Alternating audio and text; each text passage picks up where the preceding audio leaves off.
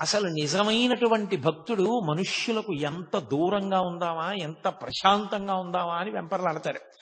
భక్తిని అడ్డుపెట్టి పబ్లిసిటీలు కోరుకునే వాళ్ళు ఉంటారు. వాళ్ళు ఎంతమంది రావాలి ఎంతమంది రావాలని కోరుకునేవాళ్ళు తప్ప నిజంగా భక్తితో ఉండాలనుకునేవాడు మౌనంగానో గ్రంథపఠనం చేసుకుంటూనో జపం చేసుకుంటూనో గడపాలి. ఏకాంతంగా ఉండాలని అభిలషిస్తాడు తప్ప ఆయనకి ఇంకొక కోరిక ఉండదు. అందుకే మీరు ఎప్పుడైనా గమనించండి, ఆ ఏకాంతంగా ఉండడానికి వాళ్ళకి రాజసౌధాలు అక్కర్లేదు, వాళ్ళకి ఏం అక్కర్లేదు. ఎవ్వరూ రాకుండా వడ్ల బస్తాలు పారేసే గది ఇచ్చి ఆ గదిలో కుర్చీ వేసి ఇక్కడ కూర్చొని చదువుకోవడం లైట్ వేసి తలిపేసి వెళ్ళిపోయారనుకోండి, వాళ్ళు అందులో హాయిగా కూర్చుంటారు. వాళ్ళకి కావలసింది ఏకాంతం తప్ప సౌకర్యములతోడి ఏకాంతం కాదు. అది ఆయన స్థితి, రమణులది. అరుణాచల క్షేత్రాన్ని చేరుకున్న తరువాత రమణ మహర్షిలో విశేషమైనటువంటి భగవదానుభవాన్ని పొందడానికి కావలసినటువంటి అవకాశం ఆయనకి చిక్కింది. ఆయన యొక్క చిట్ట చివరి ప్రయోజనం అది తప్ప వేరొకటి ఆయనకి లేదు. ఆయనకి లేదు కాదు, యథార్థములకు ఎవరికైనా చిట్ట చివరికి పొందవలసినటువంటి స్థితి అది సాధన చేత. కాబట్టి ఆయన కేవలము భగవదనుభవమునందు ఉనిగి తనకన్న వేరొకటి లేదు అన్న భావనతో అంటే ఆ రకమైనటువంటి ఆత్మ అనుభవంలోకి వచ్చినటువంటి కారణం చేత బ్రహ్మానందం అనుభవిస్తూ ఉన్నారు. దాని వలన శరీరం ఎన్ని వైక్లభ్యములను పొందినప్పటికీ ఆయన దాని గురించి స్పృహ పొందలేదు. కానీ అక్కడ సహజంగా కొడుకు ఏమైపోయాడనేటటువంటి ఆర్తి ప్రధానంగా ఉండేటటువంటిది తల్లికి. ఆ తరువాత అన్నదమ్ములకు ఉంటుంది, పినతండ్రులకు ఉంటుంది. ఆ కారణం చేత పిల్లవాడు ఎందుకు వెళ్ళిపోయి ఉంటాడు అన్నది ప్రారంభమైంది. దాని గురించినటువంటి ప్రశ్న ఏదో ఎవరికి నోటికి వచ్చిన మాట వాళ్ళు చెప్పారు. ఎక్కడో బడిలో ఎవరైనా సరిగ్గా చదవట్లేదని దెబ్బలాడారేమో అన్నారు. 3 రూపాయలు పుచ్చుకుని వెళ్ళిపోయాడు. 3 రూపాయలతో ఏం చేస్తాడు, డబ్బు అయిపోయిన తర్వాత వాడే తిరిగి వస్తాడన్నారు. కాదు పిల్లవాడు ఏదో దారి తప్పాడు, ఎక్కడికో వెళ్ళిపోయాడు అన్నారు. ఎవరి నోటికి వచ్చిన మాట వాళ్ళు అన్నారు. అన్నగారు ఏమైనా అన్నాడేమో నాగస్వామి అన్నారు కొంతమంది. కాదు బాబయ్యే ఏమైనా అన్నాడేమో ఆ సుబ్బయ్యర్ గారని చెప్పి కొంతమంది అన్నారు. పినతల్లి ఏమైనా అందా అని కొంతమంది అన్నారు. ఎవరికి వచ్చిన మాట ఎవరికి వచ్చిన ఊహ వాళ్ళు చెప్తూ వచ్చారు. చిట్ట చివరికి ఎవరో ఒక వార్త ప్రచారం చేశారు. తిరుచిరాపల్లిలో నాటకాలకు సంబంధించినటువంటి ఒక సంస్థలో ఈయన సభ్యుడిగా చేరిపోయాడు వెంకటరామన్ అని. వెంటనే పాపం తల్లికి ఆర్తి ఉంటుంది కదూ, అందుకని ఆవిడ ఆ పినతండ్రిని వెళ్ళమని అడిగింది. అప్పటికే సుబ్బయ్యర్ గారి శరీరం విడిచిపెట్టేశారు. ఆ మిగిలినటువంటి నెల్లియప్పయ్యర్ గారు వెంటనే బయలుదేరి అక్కడ భోగొట్టా చేసి వస్తే మనిషిని పోలిన మనిషి ఉంటాడు. దూరం నుంచి చూస్తే అచ్చు వెంకటరామన్ ఎలా ఉంటాడో, వెంకటరామన్ అంటే పూర్వాశ్రమంలో భగవాన్ రమణులు అనుకోండి. నిజానికి ఆయన శాస్త్రీయ సన్యాసము అని ఏమీ స్వీకరించలేదు. అరుణాచలానికి 24 కిలోమీటర్ల పరిధిలో దీక్షానియములేమీ లేవు కనుక ఆయన ఎలా బయలుదేరాలో అలాగే కూర్చుండిపోయారు. ఒక కౌపీన ధారణం ఒకటే చేశారంతే. కాబట్టి వెళ్ళి చూస్తే దూరం నుంచి చూసినప్పుడు వెంకటరామన్ ఎలా ఉంటాడో అలాగే ఉన్నాడు. అందులో ఒక నటుడు. అయ్యో వీడు మన పిల్లవాడు కాదని తిరిగి వచ్చారు. కాలం గడిచిపోతోంది, కాలం నిలబడుతుందా? ఎవరి కోసం నిలబడుతుంది? కాలోహి బలవాన్ కర్త సతతం సుఖదుఃఖయోహో నరాణం పరతంత్రాణం పుణ్యపాపానుయోగత అంటాడు వ్యాసుడు. కాలం నడిచి వెళ్ళిపోతూ ఉంటుంది. ఆ నడిచి వెళ్ళిపోతున్నప్పుడు అలగమ్మగారు మెల్లిగా మనసు దిటవు చేసుకుంది. ఏ కారణం చేత? పరమేశ్వరుడు ఒక చోట దుఃఖాన్ని ఇస్తే ఒక చోట సుఖాన్ని ఇస్తాడు. ద్వంద్వములకు వశులమైపోయినటువంటి మనందరికీ ఎక్కడో ఒక చోట మనసుకి ప్రీతి కలిగిన చోట సేద తీరుతాం, మనసుకు బాధ కలిగిన చోట డసిపోతుంటాం. ఒక కొడుకు వెళ్ళిపోయాడే అని ఆవిడ బాధపడ్డారు. ఉన్న నాగస్వామికి ఓ ఉద్యోగం వచ్చింది సబ్ రిజిస్ట్రార్ ఆఫీస్లో. కోడలు కాపరానికి వచ్చింది. ఏదో కొడుకు కోడలు కాపరం చూసుకుని ఆవిడ సంతోషపడిపోతున్నారు. అలగమ్మగారి వైపు నుంచి చూస్తే ఒకలా ఉంటుంది విషయం, భగవాన్ రమణుల వైపు నుంచి చూస్తే ఒకేలా ఉంటుంది. ఒకలా కాదు, ఒకేలా. ఇంకొక మార్పు ఉండదు. ఆయన ఎప్పుడూ ఆత్మయందు రమిస్తూ ఉంటారు. కాబట్టి ఒక రోజున వీళ్ళందరూ కూర్చుని ఉండగా ఎవరో పరిగెత్తుకొచ్చాడు. వచ్చి తిరువణ్ణామలైలో ఒక మామిడి తోపులో ఒక పిల్లవాడు చాలా గొప్ప స్థితిని పొందేట. అతను ఇప్పుడు విశేష ప్రచారాన్ని పొందాడు. ఆత్మానుభవమునందు మునిగి ఉన్నట్ట. మీరెవరు అని అడిగితే నోట మాట లేకుండా కాగితం మీద వ్రాసేట తిరుచులి వెంకటరామన్ అని. కాబట్టి మన పిల్లవాడే, మనం వెళ్ళి చూస్తే బాగుంటుంది అన్నారు. ముందు అందరికన్నా ఆర్తి ఎవరికి? అలగమ్మ గారికే. అందుకని వెళ్ళమని తొందర చేసింది ఆవిడ నాగస్వామిని. ఆయన అన్నాడు, అమ్మ నాకు సెలవు లేదు, కొత్త ఉద్యోగం కదా, వెడతాను తీరుబడి మీద అంటే ఊరుకుంటుందా? ఆవిడ ఆర్తి ఆవిడిది. పాపం మరిది నెల్లియప్ప అయ్యర్ బయలుదేరాడు. ఆయనతో పాటుగా నారాయణ స్వామి అయ్యరని వేరొక ఆయన కూడా బయలుదేరారు. ఇద్దరు తిన్నగా మామిడి తోపు దగ్గరికి వెళ్ళారు, తిరువణ్ణామలై దగ్గరలో. తీరా అక్కడికి వెళ్ళిన తర్వాత ఆ బాలస్వామి చేసుకునేటటువంటి సాధనకి, ఆ ఆనందానికి అందరూ వెళ్ళి చూస్తుంటే అడ్డొస్తున్నారని లోపలికి ఎవ్వరిని పంపించడం మానేసి అక్కడ ఒక ఆయన అడ్డంగా ఉండడం మొదలుపెట్టాడు. ఆయన పేరు కూడా వెంకటరామనాయనార్. వెంకటరామన్ ఈయన పేరైతే అడ్డుపడినటువంటి వ్యక్తి వెంకటరామనాయనార్. ఆయన ఎవరిని వెళ్ళనిచ్చేవాడు కాదు. వీళ్ళు మొరపెట్టుకున్నారు, అయ్యో మేము వాళ్ళ కుటుంబ సభ్యులం, ఒక్కసారి చూస్తామని. నేను పంపను, ఆయన ఏకాంతానికి భంగం కలుగుతోంది అన్నాడు.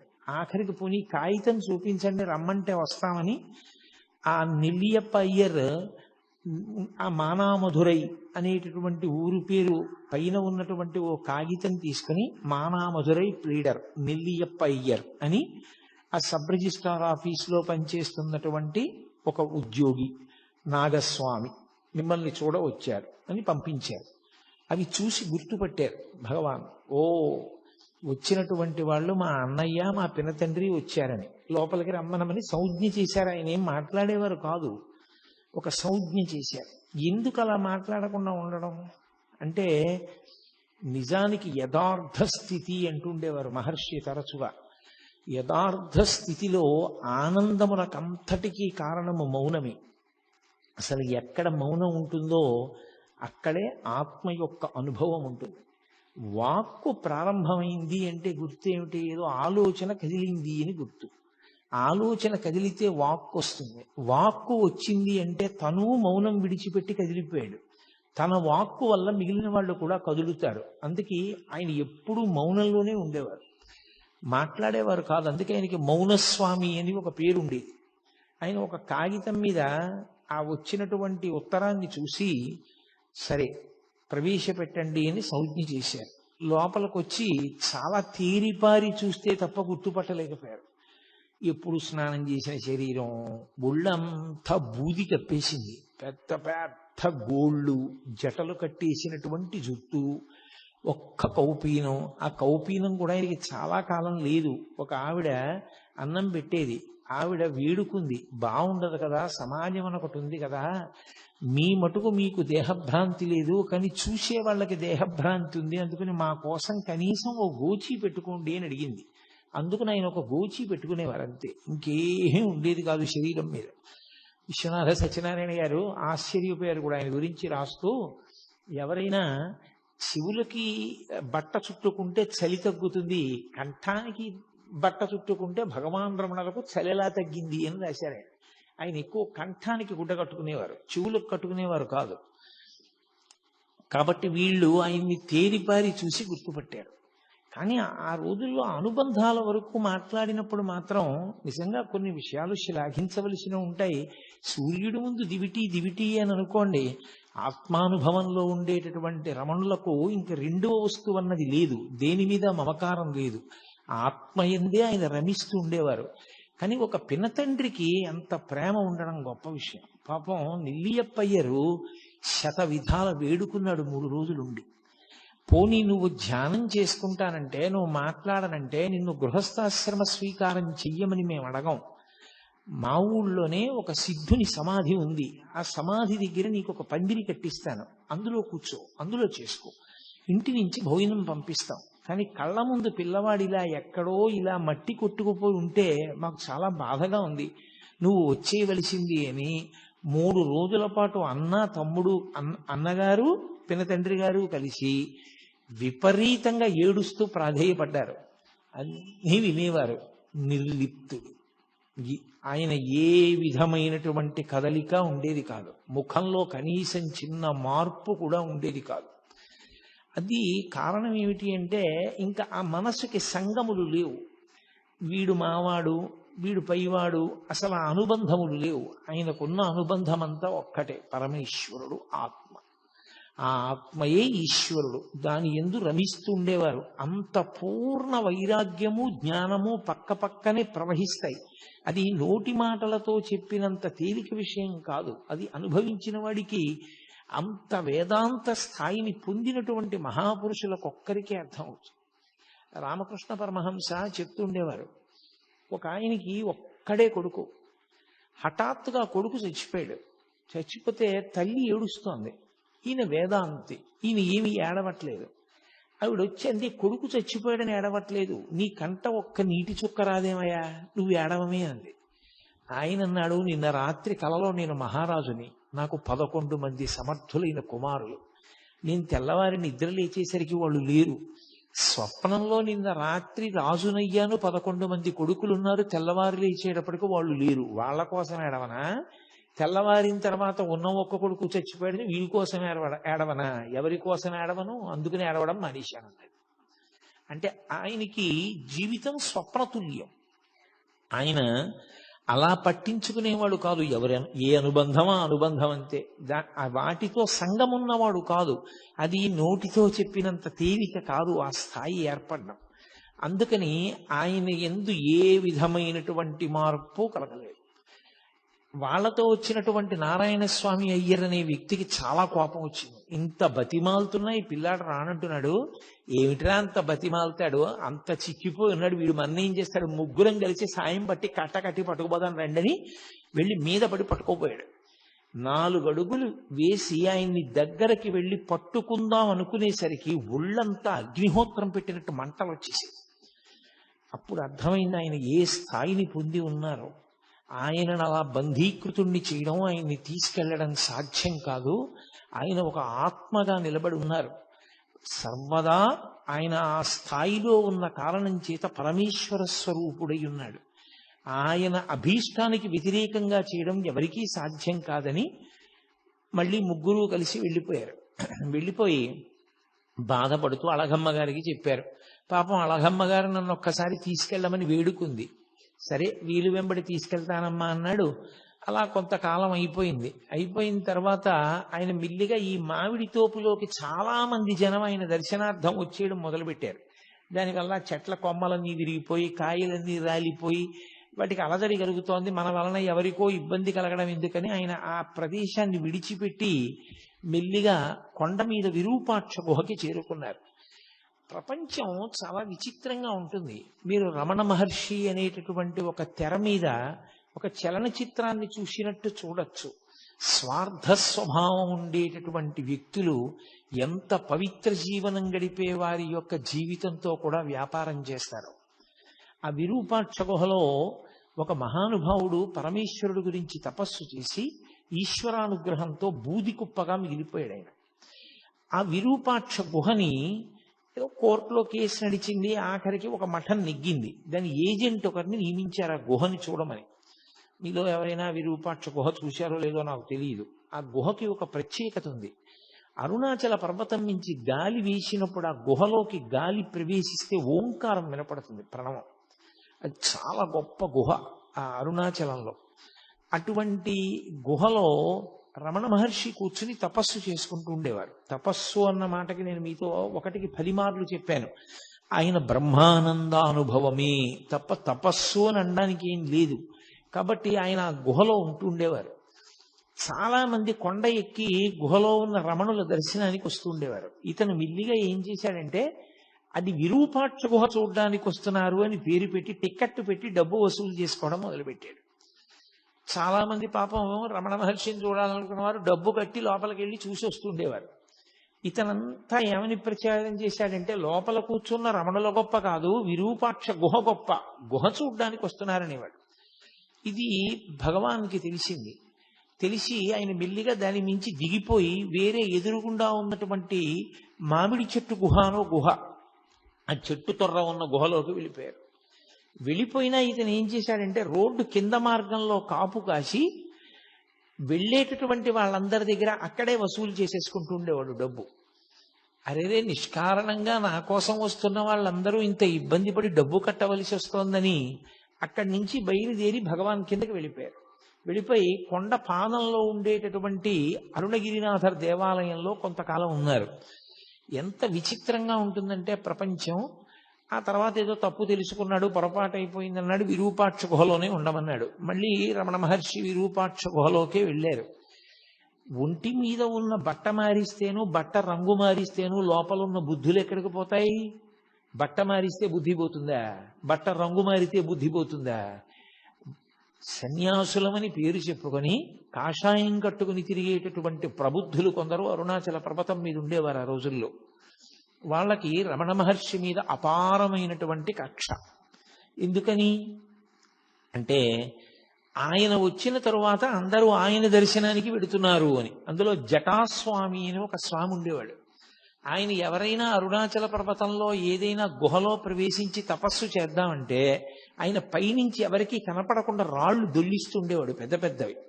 అది చూసి బాబోయ్, ఇక్కడ ఈ కొండలో భూకంపాలు వస్తాయిలా ఉంది, ఇలా శిలలు దొల్లుతాయిలా ఉంది, ఎక్కడో మనం చూసుకోకపోతే వచ్చి నెత్తి మీద పడుతుందని కొండ దిగి వెళ్ళిపోయేవారు. ఎవరు కొండ మీద ఉండేవారు కాదు, ఆయన ఒక్కడే ఉండేవాడు. ఆయన ఒక సన్యాసి, ఆయన పేరు జటాస్వామి. ఎందుకు ఆయనకి ఆ పని అంటే దానికి అర్థం లేదు. అదొక స్వార్థం. అరుణాచల పర్వతం మీద తాను తప్ప ఎవరూ ఉండకూడదు. ఒకసారి రమణ మహర్షి రాళ్ళు ఎక్కడి నుంచి పడుతున్నాయో గమనించి అతని ఊహకు అందడానికి వీలు లేకుండా వేరొక వైపు నుంచి కొండ ఎక్కి అతను రాళ్లు దొల్లిస్తుంటే పట్టుకున్నారు. పట్టుకుంటే రాళ్లు దొల్లిస్తున్నవాడు రమణ మహర్షిని చూసి సిగ్గుపడాలి. అతను సిగ్గుపడలేదు. అరగంట సేపు నవ్వాడు. అరగంట సేపు నవ్వి పెద్ద వికటాట్టహాసం చేసి వెళ్ళిపోయాడు. కానీ మీరు ఒక్క విషయం గమనిస్తూ ఉండాలి. రమణులు ఉదాసీనులు. ఆయన పక్కన మీకు ఇటువంటి వ్యక్తులందరూ కనపడుతుంటారు. ఆయనకి దేనితో సంబంధం లేదు. వీడు ఇటువంటి వాడు, వాడు అటువంటి వాడు అన్న మాట ఆయన ఏమనరు. ఆయన ఎప్పుడైనా ఎవరికైనా చెప్తే అసలు నోరు విప్పి చెప్తే ఒక్క మంచి మాట, ఇలా ఎందుకు చేస్తావు, తప్పు కదూ, అంతే. దానికి అరగంట నవ్వాడు అతను. నిజంగా ఆ మాట ఆయన అన్నందుకు, చెయ్యి పట్టుకున్నందుకు మార్పు రావాలి. రాలేదు సరికదా, అరగంట సేపు నవ్వి కొండ దిగి వెళ్ళిపోయాడు. ఎంత చిత్ర విచిత్రమైనటువంటి వ్యక్తులు ప్రపంచంలో ఉంటారో. ఆయన నా కోసం ఇంతమంది వస్తారని కానీ, నేను విరూపాక్ష గుహలో తపస్సు చేస్తున్నానని కానీ, నేను బ్రహ్మానందం అనుభవించేవాడిని కానీ, నేను వీడిని పట్టుకున్నానని కానీ, వీడి గురించి 10 మందికి చెప్దామని కానీ ఆయనకి ఏమీ ఉండదు. ఎప్పుడు నిస్సంగంగా, దేనితో సంబంధం లేకుండా ఆయన ఈ లోకాన్నంతటినీ కూడా ఏదో ఒక సినిమా చూసేటటువంటి వ్యక్తి ఎలా చూస్తాడో అలా ఉండేవారు. ఆయన అనుభవం అంతా ఆత్మతోటే. ఇవన్నీ గుణసంగము వలన ఇలా ప్రవర్తిస్తూ ఉంటారు అన్నట్లుగా చూస్తుండేవారంతే. అందుకే పరమ ఉదాసీనుడు. ఒక వేదాంతికి ఆత్మని అనుభవించినటువంటి మహాపురుషులకు ఉండేటటువంటి ఆ ఉదాసీనత ఏది ఉంటుందో దాని రాశీభూతమే రమణ మహర్షి. అందుకే ఆయన దేనికి విచలితుడవడం కానీ, ప్రతిస్పందించడం కానీ, దాన్ని బట్టి ఆయన మనసు వ్యగ్రత పొందడం కానీ, లేకపోతే ప్రసన్నం అవ్వడం కానీ, హావభావాలు మారడం కానీ, మాటలో వ్యగ్రత కానీ, మాటలో భయం కానీ ఏమీ ఉండేవి. ఎప్పుడూ ఒక్కలాగే ఉండేవారు. కానీ రకరకాల వ్యక్తులు మాత్రం ఆయనని గౌరవించిన వాళ్ళు ఉన్నారు, పూజించిన వాళ్ళు ఉన్నారు, నమస్కరించిన వాళ్ళు ఉన్నారు, మాట్లాడిన వాళ్ళు ఉన్నారు, పుస్తకాలు రాసిన వాళ్ళు ఉన్నారు, వాదన చేద్దామని వచ్చిన వాళ్ళు ఉన్నారు, ఆయన్ని తప్పు పట్టుకోవాలనుకున్న వాళ్ళు ఉన్నారు, ఆయన్ని గౌరవించాలనుకున్న వాళ్ళు ఉన్నారు, ఆయన పనికి మాలిన వాడిని నిరూపించాలని ప్రయత్నం చేసిన ధూర్తులు కూడా ఉన్నారు. ఆయన మాత్రం పరమ ఉదాసీనుడు. ఇవేవి ఆయన మనసులోకి ఎక్కవు. నిర్లిప్తంగా ఉంటారు. ఎప్పుడూ ఎవ్వరి మీద ఎక్కడా ఏ చాడీ చెప్పరు. చిత్రం ఏమిటంటే, అంతటి మహానుభావుడు ఆ గుహలో కూర్చుని ఉండగా బాలానంద స్వామి అని ఒక ఆయన బయలుదేరాడు అరుణాచల పర్వతం మీద. ఆయన కొండ ఎక్కి వచ్చే వాళ్ళందరితో మాట చెప్తుండేవాడు. ఆయనకి ఆ విరూపాక్ష గుహలో ఉన్న ఆయనకి నేనే ఉపదేశం చేశాను, నేనే శక్తినిచ్చి ఆ స్థాయికి తీసుకొచ్చాను, నా శిష్యుడే అంటుండేవారు. ఆయన ఎలాగో మాట్లాడరుగా. అందరూ తీసుకొచ్చి అక్కడ పలహారాలు పెడితే ఆయన్ని తినమని రమణుల్ని ఇతను తీసుకొచ్చి ఏదో కొంచెం పలహారం అక్కడ పెట్టి, నాన్న చాలా అలిసిపోయావు, కొంచెం తిను, ఇలా అయితే సాధన ఎలా నడుస్తుంది, తినాలి అంటుండేవాడు. అందరూ వెళ్ళిపోయిన తర్వాత వీలైతే ఇవన్నీ మూట కట్టేసుకుని, నీ సొమ్ము ఏం పోయింది, నువ్వు ఎలాగో మాట్లాడవు కదా, నీకు గురువునని చెప్పుకుంటున్నాను, నాకు తోచింది సంపాదించుకుంటున్నాను, నువ్వు అలా కూర్చో, మాట్లాడకు, ఏమీ అనద్దు. ఆయన మీ గురువా అన్నా మాట్లాడద్దు, నువ్వు ఆయన శిష్యుడువా అన్నా మాట్లాడద్దు, అలా ఉంటుండు, నేను డబ్బు సంపాదించుకుంటాను అని. అతను ఎవరు? ఎందుకు అతనికి డబ్బు సంపాదన?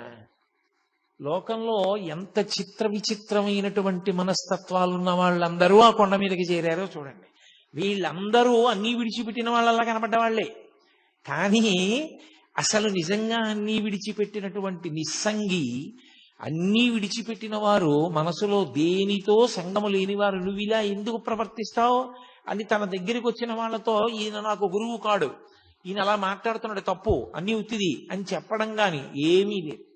పోన ఆయన చెప్పినప్పుడు ముఖంలో మార్పు ఉండదు, ఆయన వచ్చి అలా నటిస్తున్నప్పుడు అలా చూస్తూ ఉంటారంతే, ఏమీ మార్పు ఉండదు. అది ఎలా ఉంటుందంటే అది ఒక రకమైనటువంటి మనోభావన, అదొక గుణసంగం చేత ఏర్పడిన స్థితి.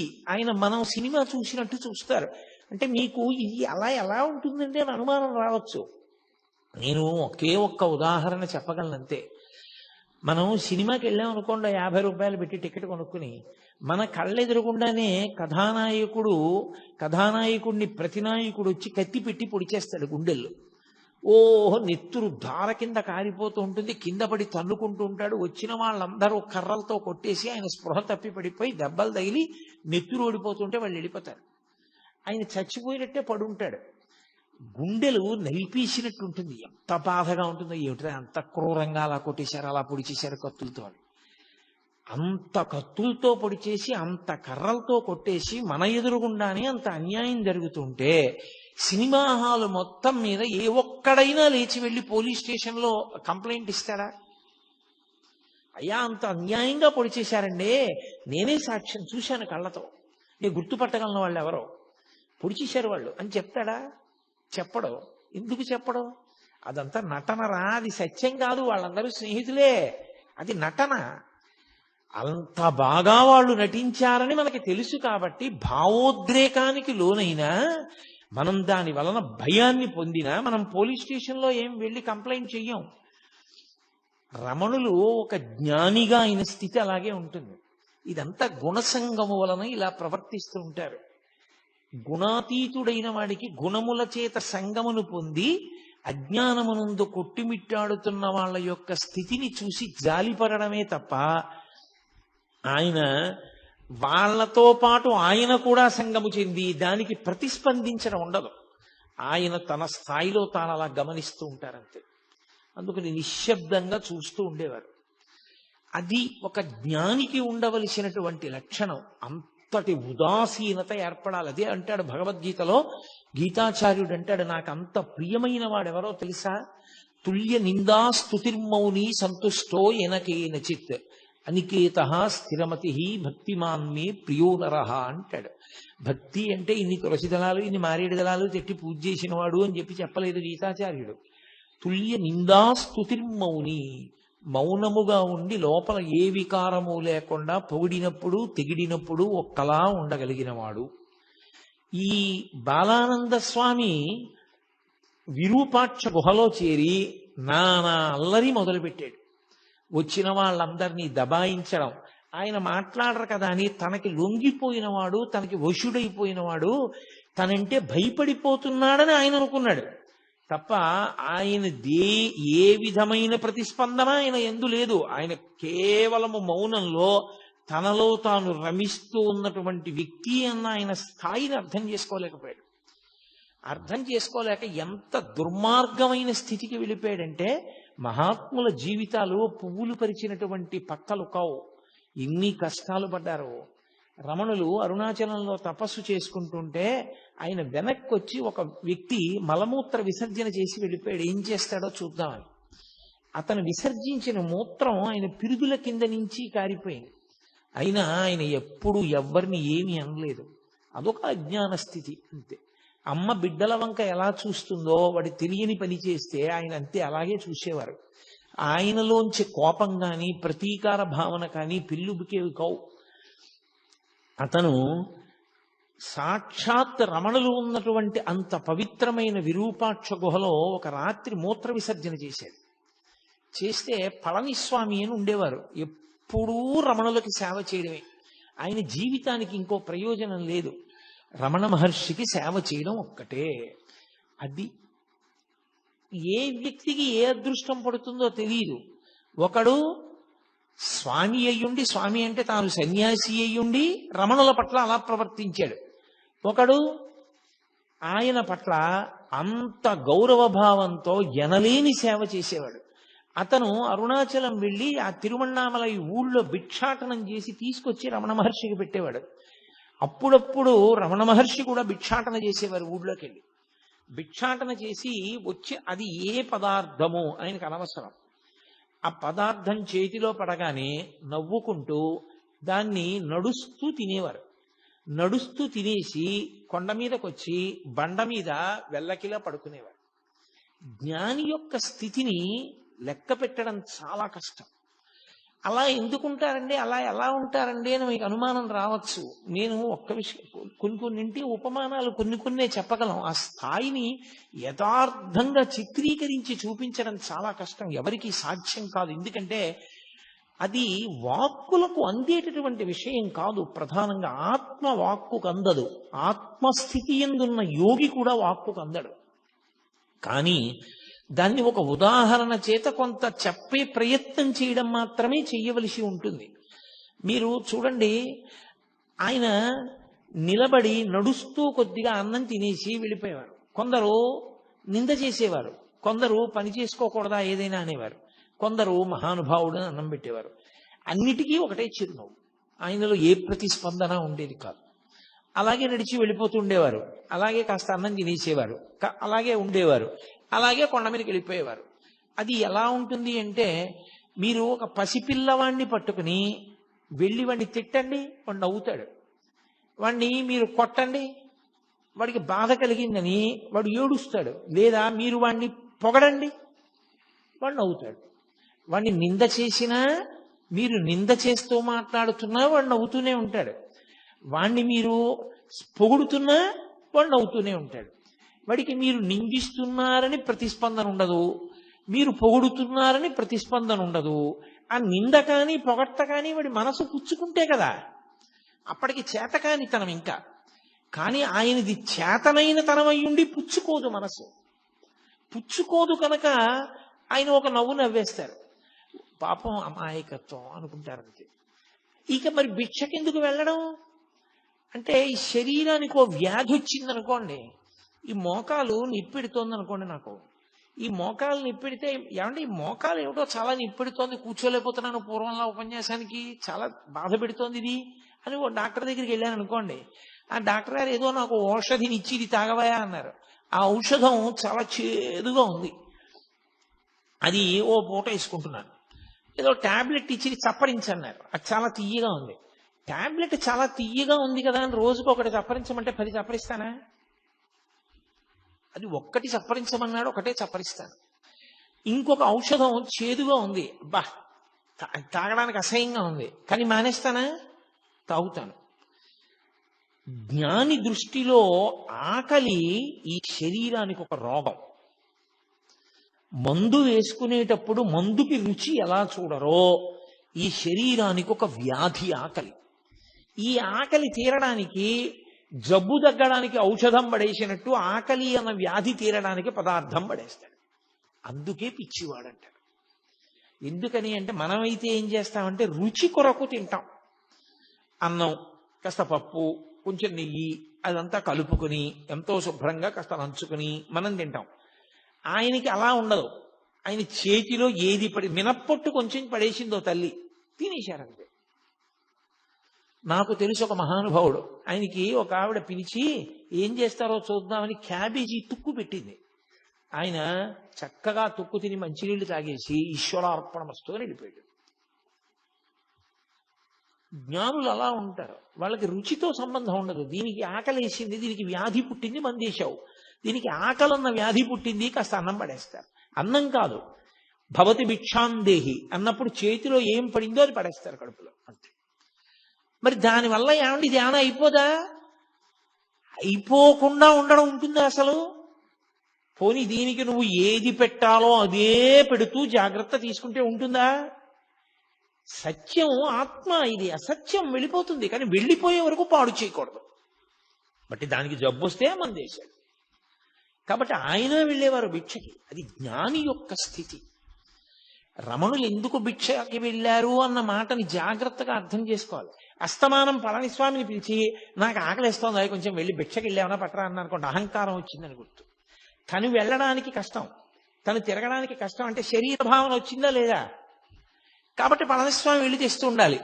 పళనిస్వామి తీసుకొచ్చేసి ఆయన ఏదో ఆత్మానందంలో ఉండగా బహిర్ముఖులి, అయ్యా మీకోసమే తెచ్చాను, మీరు ఎప్పుడో నిన్న తిన్నారు, ఇవాళ సాయంకాలం అయింది, కళ్ళు విప్పారు, ఆకలేదు, తినండి అన్నారు అనుకోండి, ఉదాసీనుడు. తీసుకొచ్చారు, అక్కడ పెట్టారు, ఆయన తీసుకొచ్చి పెట్టారు అని చెప్పేసేసి ప్రత్యేకమైన కృతజ్ఞత లేదు. ఆయన తినమంటున్నాడు, ఇంత తీసుకుని నోట్లో పడేసుకున్నారు. ఆయన వెళ్ళి ఒక బండ మీద కూర్చునేవారు. ఒకళ్ళు వచ్చి రేపు మా ఇంట్లో పెళ్లి, మీరు తప్పకుండా భోజనానికి రావాలి 11ంటికి అన్నారు. అలా చూశారు, వాళ్ళు ఒప్పుకున్నారు అనుకుని వెళ్ళిపోయారు. ఆయన అలాగే ఉన్నారు బండ మీద, ఆయన దిగలేదు. మర్నాడు ఏమిటి ఇంకా రాలేదు బ్రాహ్మణస్వామి అంటుండేవారు, ఇంకా రాలేదని చెప్పి కొండెక్కారు. కొండకి రా భోజనానికి తీసుకెళ్ళి నీకు అన్నం పెడతాను రా అన్నారు. ఆయన అలాగే ఉన్నారు. పుచ్చుకోదు మనసు. మీరు అది పట్టుకోవలసిన విషయం. మనసు పుచ్చుకుంటే ప్రతిస్పందన, మనసు పుచ్చుకోలేదనుకోండి స్పందన ఉండదు. మీకు ఎలా చెప్పాలని ఇంకా బాగా అర్థమయ్యేటట్టు చెప్పాలంటే, ఇప్పుడు నేను ఇలా కూర్చుని ఉండగా మీరు వచ్చి నన్ను ధూర్తతనంతో ఏదైనా అనకూడని మాట అన్నారనుకోండి, నేను వెంటనే మీకు బుద్ధి ఉందా లేదా, నేను ఎప్పుడైనా చేశానా అలాంటి పని, ఎందుకు అలా నింద చేస్తున్నారు అన్నాను అనుకోండి, ప్రతిస్పందించాను.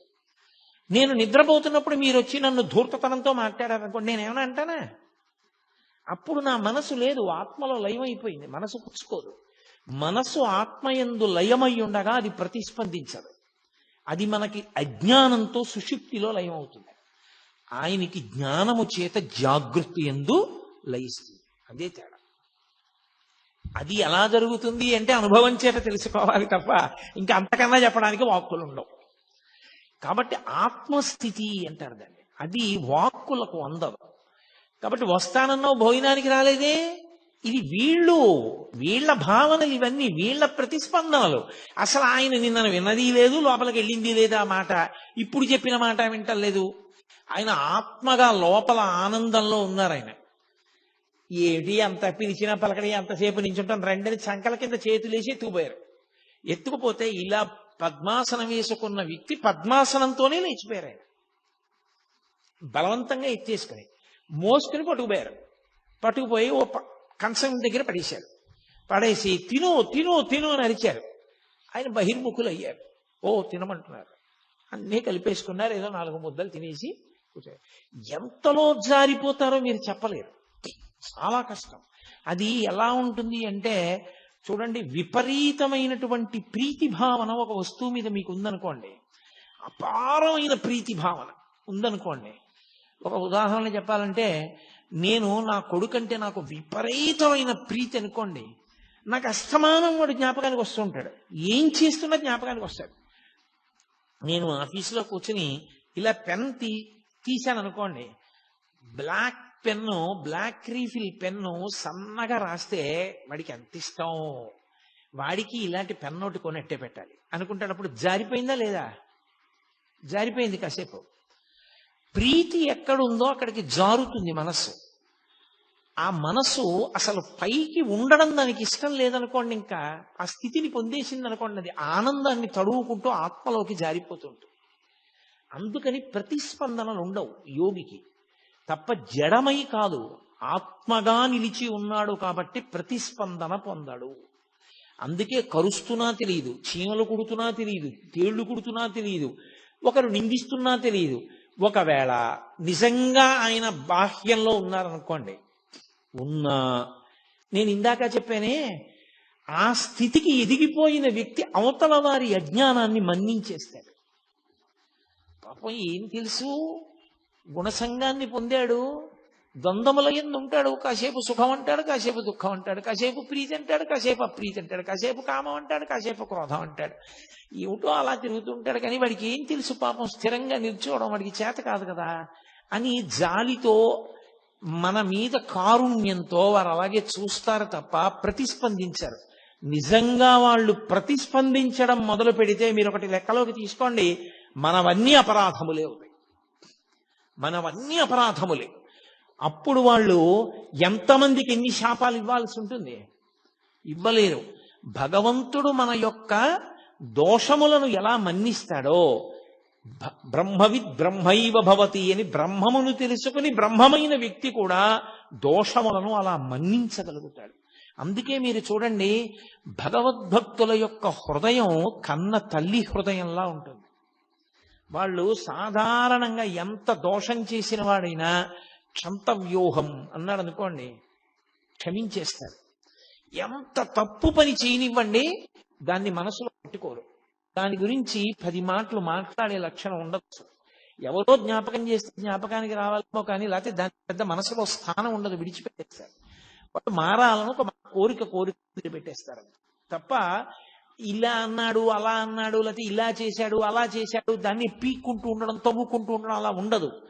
అది భక్తి పెరిగే కొద్దీ హృదయమునందు విశాలమైనటువంటి స్థితి ఏర్పడుతూ ఉంటుంది. అది ఒక జ్ఞానిగా నిలబడగలిగినప్పుడు భగవత్తత్వం ఎలా ప్రకాశిస్తుందో జ్ఞాని యొక్క తత్వం అలాగే ప్రకాశిస్తుంది. అందుకే బాలానంద స్వామి అన్ని ఆగడాలు చెయ్యగలిగాడు. ఆయన ఎంత ఎత్తులో ఉన్నారో ఈయన అంత కిందలో ఉన్నాడు. నేను చాలా అధికుణ్ణని బట్టకో దానికి ఓ కొత్త రంగు వేసుకుని కట్టుకుని చాలా గొప్పవాడిని అనుకుంటున్నాడు. బట్టకి రంగు మారితే గొప్పవాడివి కావు, లోపల మార్పు వస్తే గొప్పవాడివి అవుతావు. అది మార్పు రావడాన్ని బట్టి ఉంటుంది తప్ప బట్టని బట్టి ఉండదు. ఒక్కొక్కసారి మరి అలాగే చెప్పవలసి ఉంటుంది ఇటువంటి సందర్భాల గురించి చెప్పినప్పుడు తప్ప, నేను ప్రత్యక్షంగా సన్యాసాశ్రమాన్ని విమర్శించడం నా ఉద్దేశ్యం కాదు. నాకు చాలా చాలా గౌరవం ఉన్నవాడిని నేను ఆ ఆశ్రమం మీద. కాబట్టి మహానుభావుడు ఆయన ఏమీ ప్రతిస్పందించకపోయినా ప్రతిస్పందించే లక్షణం ఆయన మీద ప్రీతి ఉన్నవాడికి ఉంది. పళనిస్వామికి ఆయన ఏంట్రా ఇలా ప్రవర్తిస్తారని మరునాడు ఆ విరూపాక్ష గుహకి తలుపులేసి తాళం వేసేసి ఈ బాలానంద స్వామి ఎక్కడికో వెళ్ళారు. మళ్ళీ తిరిగి వస్తాడేమోనని అతని పెట్టి తీసి ఆ పెట్టులో మంచి మంచి పట్టు వస్త్రాలు, చీనాంబరాలు, ఎందుకు అవన్నీ ఆయనకి దాచుకున్నాడు. అవన్నీ తీసి కొండ మీద పారేసి వెళ్ళిపోయారు. అందరూ కలిసి కిందకి ఏదో స్నానం చేయడానికి వెళ్ళారు. వెళ్ళి అందరూ కలిసి తిరిగి వచ్చారు. తిరిగి వచ్చి రమణులు యథాప్రకారం కూర్చున్నారు. అందులో గుహలో పైన ఎత్తుగా ఉంటుంది, పక్కకి చీకటిగా ఉండదు. అందులో చాలా మంది అసలు కనపడరు మీకు లోపలికి వెడితే. చాలా తీవ్ర ధ్యానంలో కూడా ఉంటారు ఇప్పటికీ. దాని మీద కూర్చుని మళ్ళీ ధ్యానంలోకి వెళ్ళబోతున్నారు ఆయన. ఈ బాలానంద స్వామి వచ్చాడు. ఈ పళనస్వామి నా వస్తువులన్నీ తీసుకెళ్లి వీధిలో పారేశాడు, వీడిని వెంటనే గుహలోకి పంపించేస్తావా, పంపించేయరా. ఇప్పుడేమిటి నాటకం? తన మీద ప్రీతి ఉన్నటువంటి వాడు తనకి అప్రీతితో ఉన్నవాడి పట్ల మర్యాద విడిచిపెట్టి ప్రవర్తించాడన్న ఖేదం ఆయనకి కలిగింది. ఈ ప్రీతి అప్రీతి రమణులకు ఏమైనా ఉందా? ఆయన అలా చూస్తున్నారు, ఏమీ మాట్లాడటం లేదు, ఏమీ ప్రతిస్పందన లేదు. అది అసంగత్వము అన్న మాటకు అర్థం. అది సత్సంగత్వే నిస్సంగత్వం అంటారు శంకరాచార్యులు వారు. అది నిస్సంగ బుద్ధి అంటే దేని మీద సంగం లేదు. ఆయన అలా చూస్తున్నారు. ఇంత నేను నోరు కొట్టుకుని అరిచినా నువ్వు పళనిస్వామిని పంపించలేదని రమణ మహర్షి దగ్గరికి వచ్చి ఆయన మొహం మీద ఉమ్మేశాడు. ఆయన అలాగే చూస్తున్నారు. మొహం నిండా ఉమ్ములేశాడు. ఆయన అలాగే చూశారు. ఏం చేస్తాడు ఇంకంతకన్నా? నీకు బుద్ధి లేదన్నాడు, వెళ్ళిపోయాడు. నేను అసలు ఈ కొండ మీద ఉండను, నువ్వు ఏమనుకుంటున్నావో, నేను లేకపోతే నీకు గౌరవం ఉందనుకుంటున్నావా, నా శిష్యుణ్ణని చెప్పాను కాబట్టి వస్తున్నారు నలుగురును అంటే నలుగురు రాకపోతే ఆయన బెంగపెట్టుకుంటాడని ఆయన ఉద్దేశం. అసలు నిజమైనటువంటి భక్తుడు మనుష్యులకు ఎంత దూరంగా ఉందామా, ఎంత ప్రశాంతంగా ఉందామా అని వెంపర్లాడతాడు. భక్తిని అడ్డుపెట్టి పబ్లిసిటీలు కోరుకునే వాళ్ళు ఉంటారు, వాళ్ళు ఎంతమంది రావాలని కోరుకునేవాళ్ళు తప్ప నిజంగా భక్తితో ఉండాలనుకునేవాడు మౌనంగానో గ్రంథపఠనం చేసుకుంటూనో జపం చేసుకుంటూనో గడపాలి, ఏకాంతంగా ఉండాలని అభిలషిస్తాడు తప్ప ఆయనకి ఇంకొక కోరిక ఉండదు. అందుకే మీరు ఎప్పుడైనా గమనించండి, ఆ ఏకాంతంగా ఉండడానికి వాళ్ళకి రాజసౌధాలు అక్కర్లేదు, వాళ్ళకి ఏం అక్కర్లేదు. ఎవ్వరూ రాకుండా వడ్ల బస్తాలు పారేసే గది ఇచ్చి ఆ గదిలో కుర్చీ వేసి ఇక్కడ కూర్చొని చదువుకోవడం లైట్ వేసి తలిపేసి వెళ్ళిపోయారనుకోండి, వాళ్ళు అందులో హాయిగా కూర్చుంటారు. వాళ్ళకి కావలసింది ఏకాంతం తప్ప సౌకర్యములతోడి ఏకాంతం కాదు. అది ఆయన స్థితి, రమణులది. 10 మంది రాకపోతే బెంగ పెట్టుకుంటారా ఆయన అనుకుంటున్నాడు పలానంద స్వామి. ఇది ఈయన స్థితి. ఎంత భేదం చూడండి.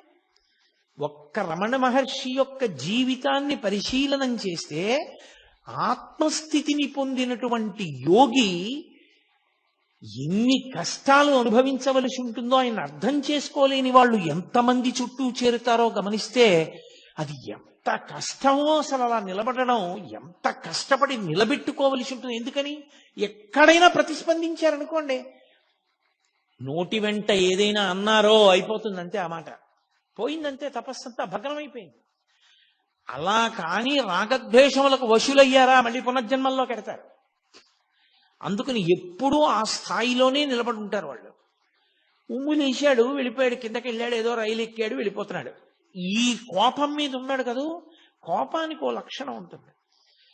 అది ఎక్కడ నుంచో వస్తుంది అనుకుంటే తప్పు. కోపం వచ్చింది అంటారు. కోపం వచ్చింది అంటే ఎక్కడి నుంచో వచ్చి ఉండాలి. ఇప్పుడు కోటేశ్వరారు సభకు వచ్చారు అంటే ఎక్కడి నుంచో వచ్చాను నేను ఈ సభకి, కోపం వచ్చిందంటారు. కోపం బయట నుంచి లోపలికి రాదు, ఇక్కడే ఉంటుంది. ఉండేది అవకాశం కోసం ఎదురు చూస్తుంటుంది. అవకాశం వచ్చినప్పుడు పైకి లేచిందా అది క్రోధమూర్ఛిత అంటుంటారు వాల్మీకి మహర్షి. వశుణ్ణి చేసుకుంటుంది. అందుకే క్రోధం ఆవహిస్తే ఉండే లక్షణం ఏమిటో తెలుసా? మొట్టమొదటి లక్షణం, నాలుక మీద అదుపు పోతుంది. మీరు ఏం మాట్లాడుతున్నారన్న దాని మీద అదుపు ఏమీ ఉండదు. ఇంకా అదుపు లేని మాట నోటి వెంట వస్తుంది. ఆలోచన చనిపోతుంది. అదుపు లేనంత వేగంతో నోటి వెంట మాటలు వస్తాయి. బాగా ప్రశాంతంగా ఉంటే విశేషమైన అదుపులో వాక్ ఉంటుంది. తక్కెట్లో పెట్టి ఆలోచించి మాట మాట్లాడతాడు. అంత ప్రశాంతంగా ఉంటాడు. ప్రశాంతతకి పూర్తి విరుద్ధం క్రోధం. అది ఒకసారి వచ్చిందనుకోండి, ఎంత వేగంగా వచ్చిందో అంత వేగంగా వెనక్కి వెళ్ళదు. అది పట్టుకుని ఉంటుంది, చాలాసేపు పట్టుకుని ఊపుతుంది. దానికి ఆ లక్షణం ఉంటుంది. అందుకే మీరు చూడండి, ఎవరి మీదో చాలా కోప్పడి చాలా దెబ్బలాడి వెళ్ళిపోతున్నాడు అనుకోండి, మోటార్ సైకిల్ మీద వెళ్ళిపోతుంటే స్పీడ్గా వెళ్ళిపోతూ ఇలా ఇలా అనుకుంటూ తనలో తానే ఏదో ఇలా అనేసుకుంటుంటాడు. అంటే అలా అంటాడా నన్ను, నేను ఇలా అనవలసింది, వాడికి సిగ్గు లేదు, నేను ఇలా అన్నాను, ఇంకా ఇలా కూడా అనవలసింది అని ఇంకా ఇంకా తను ఎవరితో దెబ్బలాడాడో వాడు తను ఎదురుగుండా ఉన్నాడు అనుకుని మనసులో ఊగిపోతుంటాడు ఆ క్రోధంతో. అప్పుడే ప్రమాదాలు జరుగుతాయి. ఎందుకని అంటే బాహ్యము మీద ఏ విధమైన నియంత్రణ ఉండదు, జారిపోతుంది. అది సమస్త ఉపద్రవములకు కారణం. అందుకే తన కోపమే తన శత్రువు, తన శాంతమే తనకు రక్షదయ చుట్టంబౌ అని చిన్నతనంలో నేర్పుతారు. క్రోధ క్రోధకృత్కర్త విశ్వబాహుర్ మహీధర అని విష్ణు సహస్రం. కాబట్టి ఆయన రైలు ఎక్కాడు బాలానంద స్వామి. ఎవరో అక్కడ కొంతమంది పిల్లలు కూర్చుని ఉన్నారు. ఆ కోపంతో అహంకారము క్రోధము రెండూ ఒకదాంతో ఒకటి కలిశాయనుకోండి, ఇక మీరు వాడిని పట్టుకోలేరు. ఇక వాడు ఎవరి మాట వినడం. నేనింత వాణ్ణి అని కోపం వచ్చింది అనుకోండి, ఆ తర్వాత మాట్లాడేటప్పుడు కూడా వీడంతా పనికి మాలినవాడు, వీడన్నా వినాలి కదా నా మాట అంటాడు. మీరు అందుకే చూడండి, కుటుంబ యజమానికి కోపం వచ్చి ఇంట్లో ఒకరిని దెబ్బలాడాడు అనుకోండి, ఏంటండి అది అలాగా ఊరికే మన కొడుకే కదా ఏదో తప్పు చేశాడు ఏడు అంతంత నోర్మయ్యి నువ్వు కూడా చెప్పొచ్చేదానివా అంటాడు. అంటే నేను యజమానిని, అహంకారం. తనకెవరూ చెప్పకూడదు, తను తిడుతుంటే పడుతూ ఉండాలంటే అందరూ తప్ప తనే ఖచ్చితంగా ఉన్నాడు, ఎవరికి లేదా బుద్ధి. అహంకారము క్రోధము పెనవేసుకుపోయాయో ఇంకా తనకి తాను ఎంత కీడు తెచ్చుకుంటాడంటే చాలా తొందరగా పతనం అయిపోవడానికి మార్గం ఏది అంటే ఈ రెండు పెనవేసుకోవడానికి అవకాశం ఇవ్వడమే జీవితంలో. ఈ రెండు పెనవేసుకోవడానికి అవకాశం కానీ ఇచ్చేశాడా పడిపోతాడు. మీరు చూడండి, అందుకే సాధారణంగా కొంతమంది పేర్లైనా కనీసం చెప్పినప్పుడు మహానుభావుడండి అండం అలవాటు అయిందనుకోండి జీవితంలో, ఆయన మహానుభావుడండి అని ఇలా వెంటనే అనడం వచ్చిందనుకోండి, వాడు ఒబ్బిడవుతాడు జీవితంలో. అంటే ఆయన పేరు గుర్తొస్తే వీడికి అహంకారం వదిలేస్తూ ఉంటుంది. ఆయన ఎంత గొప్పవాడు అని మనసులో స్ఫురణకు వస్తుంది. వాడు పాడైపోతాడు అనుకున్నప్పుడు మీరు వెళ్ళి కనీసం ఆయన పేరు చెప్పచ్చు. ఏమిరా ఇన్ని చెప్తావు, పరమాచార్య ఇలాగే చెప్పారా, పరమాచార్య ఇలాగే ప్రవర్తించమన్నారా అన్నారు అనుకోండి, వాడు వెంటనే నాదస్వరం ఊస్తే పాము తగ్గిపోయినట్టు తగ్గిపోతాడు ఆ పేరు వినపడేటప్పటికి. అసలు అహంకారమే పెరిగిపోయింది అనుకోండి, పూర్తిగా దాన్ని పాలు పోసి పోషించేశారనుకోండి. మీరు అందుకే కొంతమంది వ్యక్తుల్ని చూడండి, ఎవరి పేరు చెప్పండి ఏకవచన ప్రయోగం వాడా అంటాడంతే. అంటే ఆయన ఉద్దేశ్యం ఏంటంటే తనకన్నా గొప్పవాడు ఎవరూ లేడు, ఎవరి గురించి అయినా తానే చెప్పగలడు. అందరిలోనూ దోషములే చూస్తాడు, ఎవరి యందు ఏ గొప్ప గుణాన్ని చూడలేడు. అది ప్రమాదకరమైన లక్షణం. మీరు ఏ ఆశ్రమంలో ఉన్నారన్న దాంతో సంబంధం ఉండదు, మీరు ఎంత సంస్కరించుకున్నారన్న దాంతో మీ గౌరవం, మీరు ఉన్న చోట శాంతి నిలబడి ఉంటాయి. అది లేనినాడు అటువంటి వ్యక్తిని మీరు ఎక్కడికి తీసుకెళ్లి పెట్టండి, అశాంతే తప్ప శాంతి నిలబడదు. అది రమణ మహర్షిని అడ్డుపెట్టి పరిశీలనం చేసినప్పుడు రమణ తత్వం ఎంత శాంతికారకమో ఆయన పక్కన పెట్టి చూసినప్పుడు ఇవన్నీ అంత అశాంతికారకములు. ఆ పిల్లల్ని పట్టుకుని ధూర్తతనంగా మాట్లాడాడు. రైల్లో ఎక్కిన తర్వాత ఇతనెవరో వాళ్ళకేం తెలుసు, వాళ్ళెవరో ఇతనికేం తెలుసు, నేనింత గొప్పవాడిని నేను అనుకుంటున్నాను కానీ వాడికి ఎలా తెలుస్తుంది నేను గొప్పవాడినో కాదో? తెలియదు కదా. అలా అనుకోవడానికి అవకాశం ఎక్కడ ఉంటుంది? అలా అనుకోకూడదు. అలా అనుకుంటే అసలు నువ్వు జీవితంలో ఇవ్వడలేవు. ఇవాళ రాత్రి సన్మానం అయింది, 150 పూలదండలు వేశారు. రేపు పొద్దున నీ కర్మకాలి రిజర్వేషన్ లేకుండా ప్రయాణం చేయాల్సి వచ్చింది. నువ్వు జనరల్ కంపార్ట్మెంట్ లో అవసరమైతే మరుగుదొడ్డి దగ్గర నిలబడాలంతే. నిన్ననే నాకు దండలేశారు, ఏమిటిది అందరూ నా మీద ఇలా పడిపోవడం, నాకు లేచి సీటు ఇవ్వద్దా అంటే అందరూ కలిపి నేను భోగిలోంచి కిందకి దోహేస్తారు. దీపో ఈ ఊళ్ళో నువ్వు ఎక్క రైలే, ఇక అంత గొప్పవాడు అయితే కారు ఎక్కవా, అంతేగాని ఏమి నువ్వు ఎక్కితే సీట్ ఎందుకు ఇస్తాను నీకంటారు. నువ్వు నీకు నేనింతవాణ్ణి అనుకున్నప్పుడు నువ్వు ఇమడలేవు. నువ్వు ఎక్కడున్నావో తెలుసుకోవడం నీకు అలవాటైన నాడు మహామహులంతటి వారు అవకాశం, సందర్భం, సమయం కలిసి రానప్పుడు సమయానికి అనుగుణంగా అలా ప్రవర్తించారు. రామచంద్ర ప్రభు అంతటి వాడు 14 ఏళ్ల అరణ్యవాసం చేశాడు. నేనెంతటి వాణ్ణి, అవసరం అలా వచ్చింది, పూర్వజన్మ కర్మక్షయం ఇలా అయిపోతుంది. కాబట్టి ఇప్పుడు ఈ కష్టం ఏమిటో, ఇది ఎలా ఉంటుందో, ఇంతమందితో కలిసి నిలబడి వెళ్ళడం ఇదో అనుభూతి. పరమేశ్వరానుగ్రహం ఉత్తప్పుడు కుదురుతుందా? వస్తుంటే తప్పుకోండి అంటారు. ఎంత సంతోషంగా ఉంది ఇవాళ అనుకుని నించున్నాడు అనుకోండి, ప్రశాంతంగా ఉంటుంది. నిన్ను పరిశీలించుకోవడంలో నీకు శాంతి, ఇతరులకు శాంతి. అది నీకు రాకపోగానే ప్రమాదం. కోపం రావడం తప్పు కాదు, కోపం రావాలి. దేనికి రావాలో తెలుసా? వ్యవస్థని చక్కదిద్దడానికి కోపాన్ని నటించాలి. ఒక్కొక్కసారి కోపం వచ్చేసి కాదు, కోపం నటించాలి. కోపం వచ్చేసింది అన్నట్టు ఉండాలి. 1-2 నిమిషాలాగి వస్తే కదా కోపం, వస్తే ఊపేస్తుంది. కోపం వదిలేసినట్టుగా నటించి చక్కగా మాట్లాడి వెళ్ళిపోవాలి.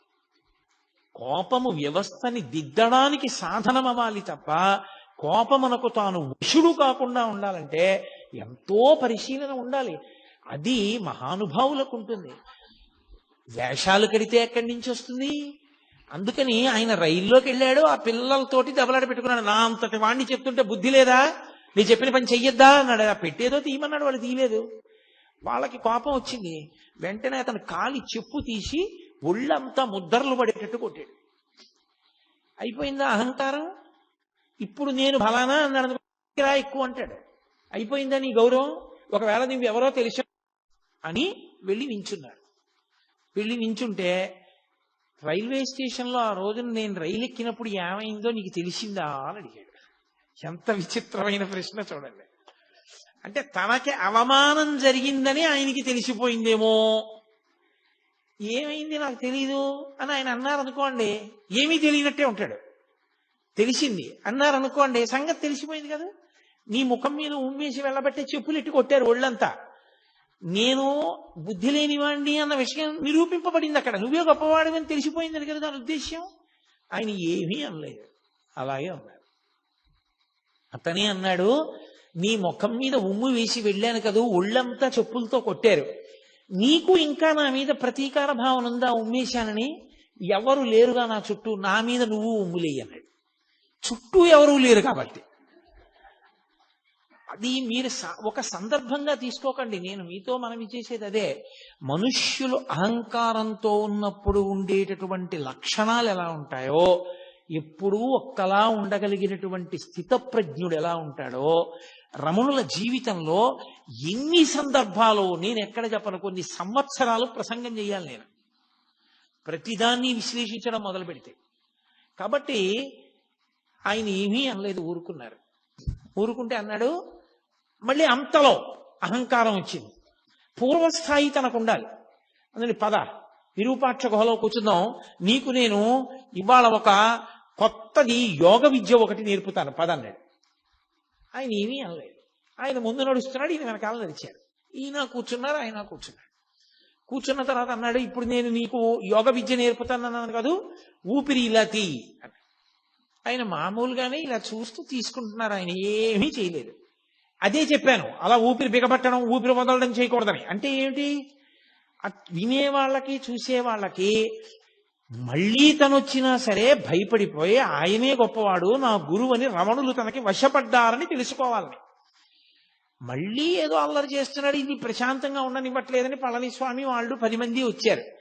వాళ్ళని చూసి అన్నాడు, బుద్ధుందా లేదా, పెద్దవాళ్ళం ఏదో మాట్లాడుకుంటున్నాం ఇక్కడ, మీరెందుకు బయటికి పోండి అన్నాడు. ఎంత అహంకారం అండి! అది ఎన్ని వింటే పోతుంది, అది పరిశీలనం చేత పోతుంది, కానీ తనని తాను ఉద్ధరించుకోవాలనే ప్రయత్నం చేత పోతుంది తప్ప ఇంత వాణ్ణి అనుకోవడం మొదలు పెడితే దానికి అంతే ఏమైనా ఉంటుందా? ఎవరినైనా అధిక్షేపించి మాట్లాడటమే. అయిపోయింది, వెళ్ళిపోయాడు. వెళ్ళిపోయి మర్నాడు పొద్దున్న ఓ చుట్ట ఒకటి తీసి నోట్లో పెట్టుకుని విప్పట్రా, చుట్ట వెలిగించుకోవాలన్నాడు పళనిస్వామిని పిలిచి. ఆయన, స్వామి ఏమిటి, చుట్ట ఏమిటి, కాల్చుకోవడం ఏమిటి, అరుణాచలం కొండ మీద ఏమిటది, ఓ చండ్రకర్రకి నిప్పంటించి పట్టుకెళ్ళాడు ఆయన. ఇంత నిప్పట్టుకొచ్చాయేమిటి చుట్ట వెలిగించుకోవడానికి అన్నాడు. మీరు పెద్దవాళ్ళు కదా, పెద్దదే ఉండాలి ఏదైనా, అందుకని పెద్ద నిప్పట్టుకొచ్చానన్నాడు. ఇంకొకరిని పిలిచాడు, నేను మొహం కడుక్కోవాలి, కర్ర పుల్ల పట్టరా అన్నాడు. ఆయన చెట్టు కొమ్మ నరికి లాక్కొచ్చాడు. కొమ్మట్టుకొచ్చావు ఎందుకన్నాడు. పెద్దవాళ్ళు కదా మీరు, పెద్ద కొమ్మే ఉండాలి, నువ్వు పళ్ళు తోముకోవడానికని కొమ్మ తెచ్చానన్నారు. అంటే మీరు ఒకటి గమనించాలి, ఇది వినడానికి చాలా సంతోషంగా ఉంది. మీరు చూడండి, ఇప్పుడు నేను ఇది చెప్తున్నప్పుడు వెంటనే మీరు సంతోషంగా ఓ చిన్న నవ్వు నవ్వుతారు. ఎందుకని అంటే, మంచి భలేవాడు అడిగిన దానికి భలే చెప్పాడురా అని. అంటే మనకి మూడో వ్యక్తిగా స్పందించడం అలవాటు. ఆయన అలాంటి వాడిని ఓ నిర్ణయం, వాడికి భలే దెబ్బ కొట్టారా అని మనదో నిర్ణయం. కాబట్టి మనం ఓ చిన్న నవ్వు, ఏమీ లేకుండా ఉదాసీనంగా కూర్చున్నవాడు ఎవరైనా ఉన్నాడు అనుకోండి, వాడు శ్రోతలలో కొంత పరిణితికి వెళ్ళిపోయిన వాడిని గుర్తు.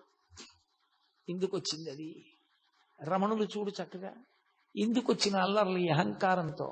ఈయన అండము బాగుంది, వాళ్ళ అండము బాగుంది, ఇద్దరూ పాడవుతున్న వాళ్లేగా. రమణుల చుట్టూ చేరి ఎవరు మాత్రం ఏం నేర్చుకుంటున్నారా ఆయన్ని చూసి అన్న భావన కలిగింది అనుకోండి, అప్పుడు ప్రతిస్పందన ఉండదు అన్న భావనతో ఊరుకుంటారు. అంటే పరిశీలనము జరిగిందని గుర్తు. అక్కడ ఒక్క సంఘటనలో అన్ని విషయాలు చూపిస్తారు.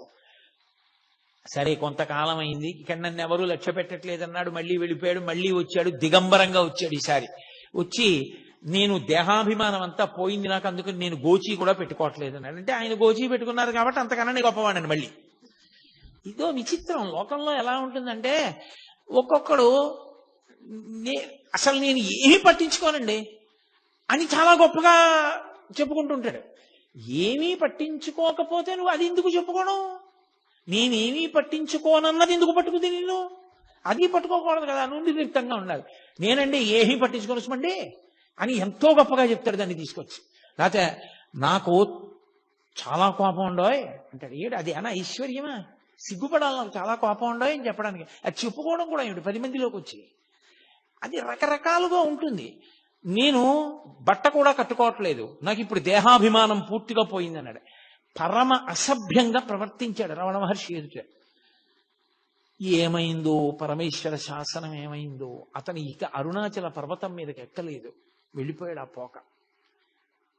పరమేశ్వరుడు ఇచ్చగించలేదని మనం అనుకోవాలి. ఇక వీడికి ఎంత సంఘం ఇచ్చినా వీడు మారడనుకుని ఉంటాడు ఈశ్వరుడు. ఈయన ముందు ఎందుకు ఇది, ఈ అల్లరంతా ఎందుకు అనుకుని ఉంటాడు. దానివల్ల రమణులలో ఏదో ఉద్వేగం వస్తుంది, రమణులకు ఏదో బాధ కలుగుతుందని కాదు. ఇక అతను రావడం మానేశాడు. ఇంకొకడు బయలుదేరాడు వచ్చి, నీకు నేను దత్తాత్రేయ మంత్రాన్ని ఉపదేశం చెయ్యాలనుకుంటున్నానన్నాడు. ఆయన ఏమీ అనలేదు, అలా చూస్తున్నారు. నిన్న రాత్రి నాకు దత్తాత్రేయుల వారు కనబడ్డారు, నీకెళ్ళి మంత్రం చెప్పమన్నారు, అందుకు వచ్చాను, ఉపదేశం చేస్తాను రా అన్నాడు. ఆయన అలా చూస్తున్నారు. ఏ కష్టంగా ఉంటుంది మంత్రం అనుకుంటున్నావా? చిన్నదే, పెద్ద కష్టమేం కాదు, చెప్తాను, ఆ మంత్రం జపం చేయి అన్నారు. ఆయన అన్నారు, ఇంకా వింటలేదు, రా రా రా అంటున్నాడని. ఆయన అన్నారు, మీకు కనపడి ఉపదేశం చెయ్యమన్న దత్తాత్రేయుల వారు నాకు కనపడి ఉపదేశం పుచ్చుకోమంటే పుచ్చుకుంటానన్నారు. అతనికి ఎక్కడలేని కోపం వచ్చేసింది. అంటే నేను దత్తాత్రేయుల వారు చెప్పకుండా వచ్చాను అనుకుంటున్నావా? చేయించుకుంటావా చేయించుకోవా ఉపదేశం అన్నాడు. ఆయన ఏమీ మాట్లాడలేదు. నీకేం కీర్తి ప్రతిష్టలు ఉండవు, నువ్వు ఏమీ గౌరవం లేనివాడివి అయిపోతావు అని చెప్పి అతని దగ్గరికి ఎందుకు వెడతారు? అతనికి ఏం తెలియదు, అతనికి మంత్రోపాసన కూడా లేదని చెప్పి వచ్చిన వాళ్ళందరికీ ప్రచారం చేసేవాడు. సూర్యబింబానికి ఒక అరిచెయ్యి అడ్డు పెడితే దాని యొక్క తేజస్సుని ఆపగలమా? ఆయన అన్నిటినీ దాటిపోయిన మహానుభావుడు. మంత్రోపాసన ఎవరు తీసుకుంటారు? ఆయన స్థాయిని పొందడానికి మంత్రోపాసన ఒక సాధనం. ఆ స్థాయికి వెళ్ళిపోయిన వాడికి ఇక మంత్రోపాసన ఏమిటి? కడుపు నిండిన వాడికి అన్నం ఏమిటి? దాహం తీరిన వాడికి మంచినీళ్ళు ఏమిటి? నిద్ర లేచిన వాడికి మళ్ళీ నిద్ర ఏమిటి?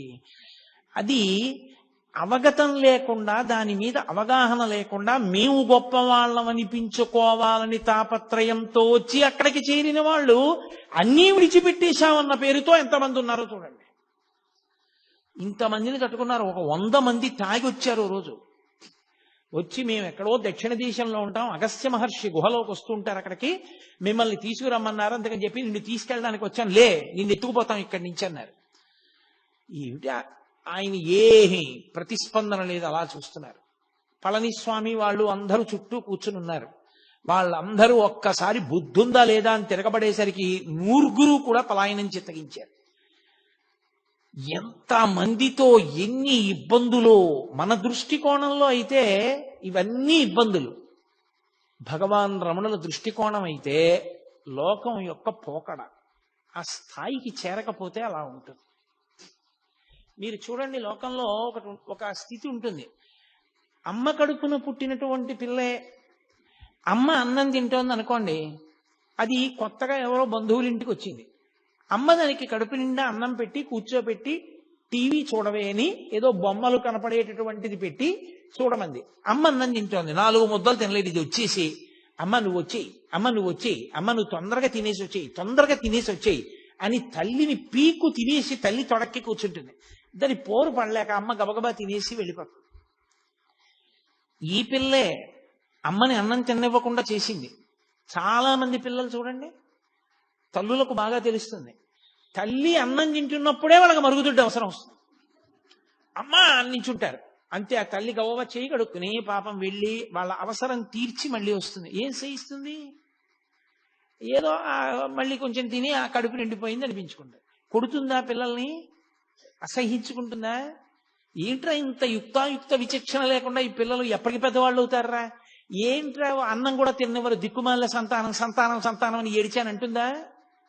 పరిపక్వత వచ్చిందనుకోండి, వాడే అమ్మ దా అని చెయ్యి పట్టుకుని తీసుకెళ్ళి, మా అమ్మ చిన్నప్పుడు పప్పు అన్నం బాగా మెత్తగా నలిపి చారు పోసి నెయ్యేసి మా అమ్మ నోట్లో పెడితే ఎంత బాగుండేదో, ఇప్పుడు మా అమ్మ పెద్దదైపోయింది, అంత గట్టిగా నలుపుకుని కలుపుకోలేదు.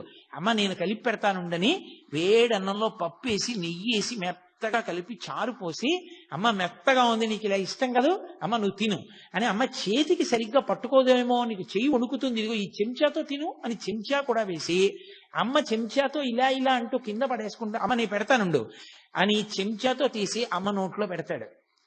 ఒకనాడు అమ్మ అన్నం తింటుంటే మరుగుదొడ్డికి అవసరం వస్తోందని అమ్మని తినకుండా చేసిన పిల్లాడే పరిపక్వత వస్తే కలుపుకోలేని అమ్మకి చారు బువ్వ కలిపి నోట్లో పెట్టాడు.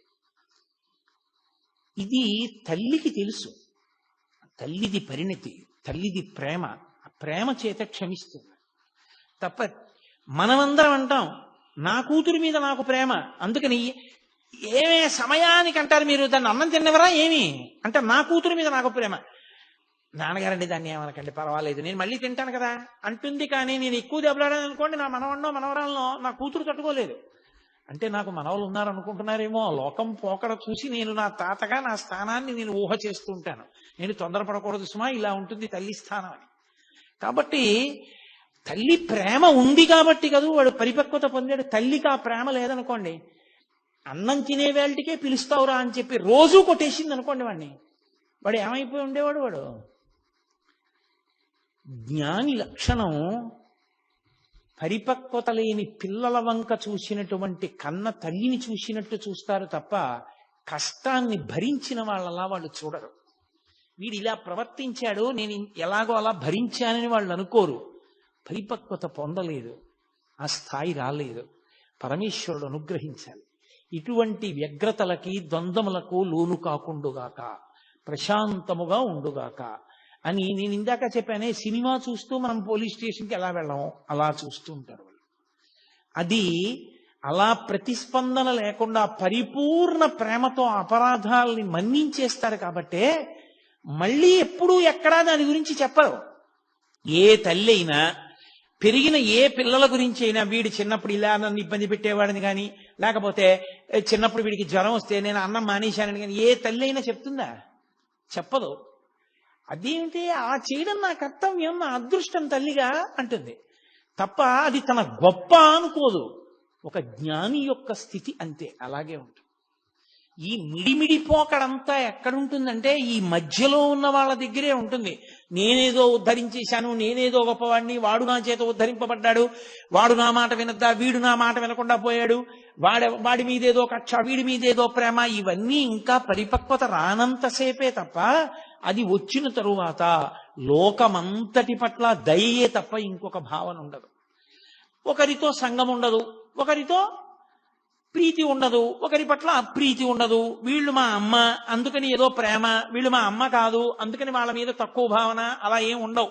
అన్నీ ఈశ్వరుడే. అందుకే స్వయంగా అలగమ్మ గారే వచ్చారు. ఒకసారి తిరుపతి వెళ్ళి అలగమ్మ గారు వచ్చారు. పాపం ఆవిడ ప్రారంధ కర్మ కష్టాలన్నీ అలగమ్మ గారికే వచ్చాయి.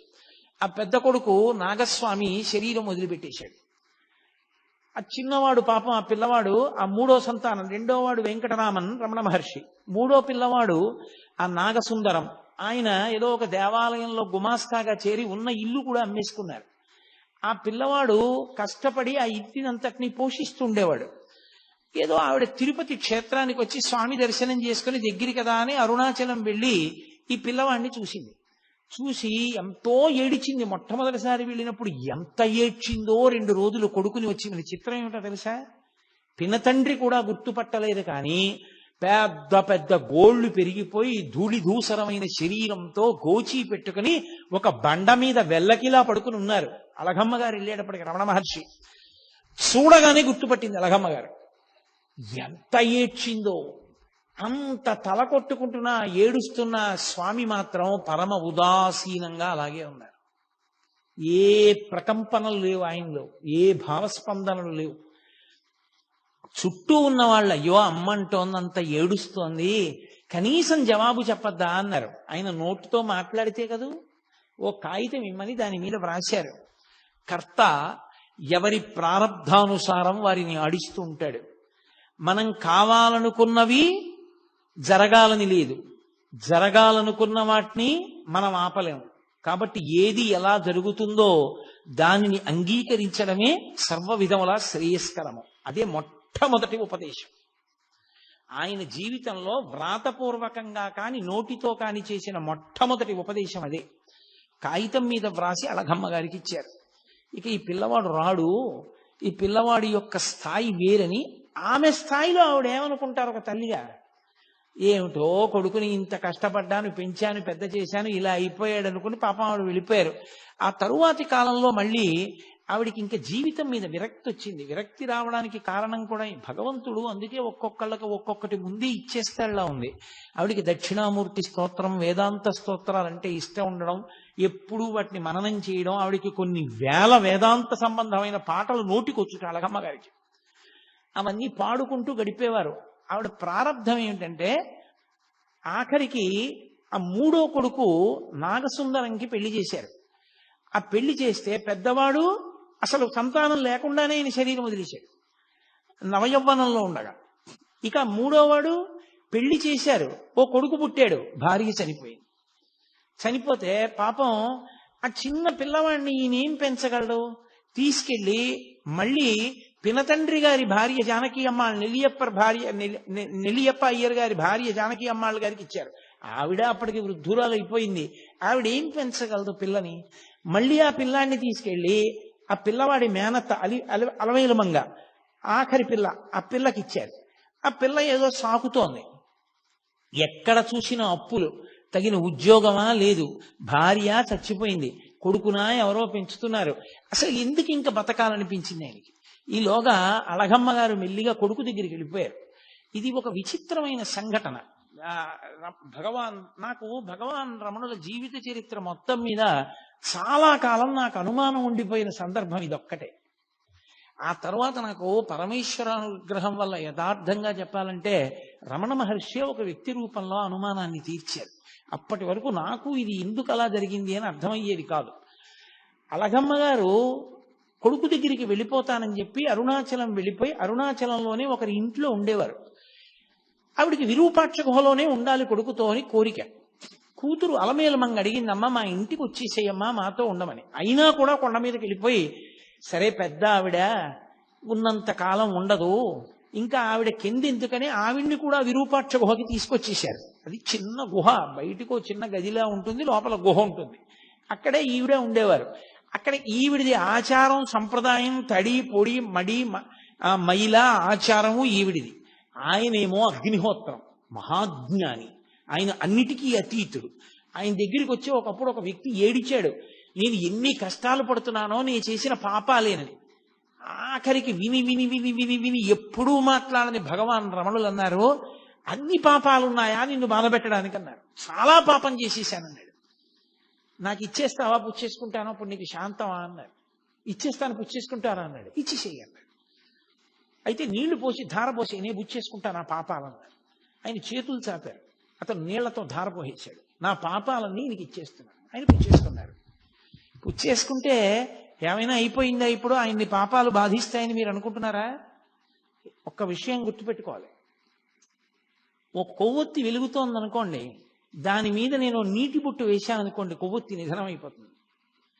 పొయ్యి వెలుగుతోందనుకోండి, నేను చారెడు నీళ్లు తీసి ఇలా అన్నాను అనుకోండి, మంట నిధనం అవుతుంది. ఒక ఇల్లు కాలిపోతోంది అనుకోండి, పోనీ అమంగళకరమైన మాట ఎందుకు, అరణ్యంలో దావానలం వ్యాప్తి చెందిందనుకోండి, పెద్ద మంట, అరణ్యం కాలిపోతోంది అనుకోండి, నేను వెళ్ళి చారెడు నీళ్లు తీసి చల్లాను అనుకోండి, మంట ఏమైనా నిధనం అవుతుందా? ఈ నీళ్లు కాలిపోతాయి.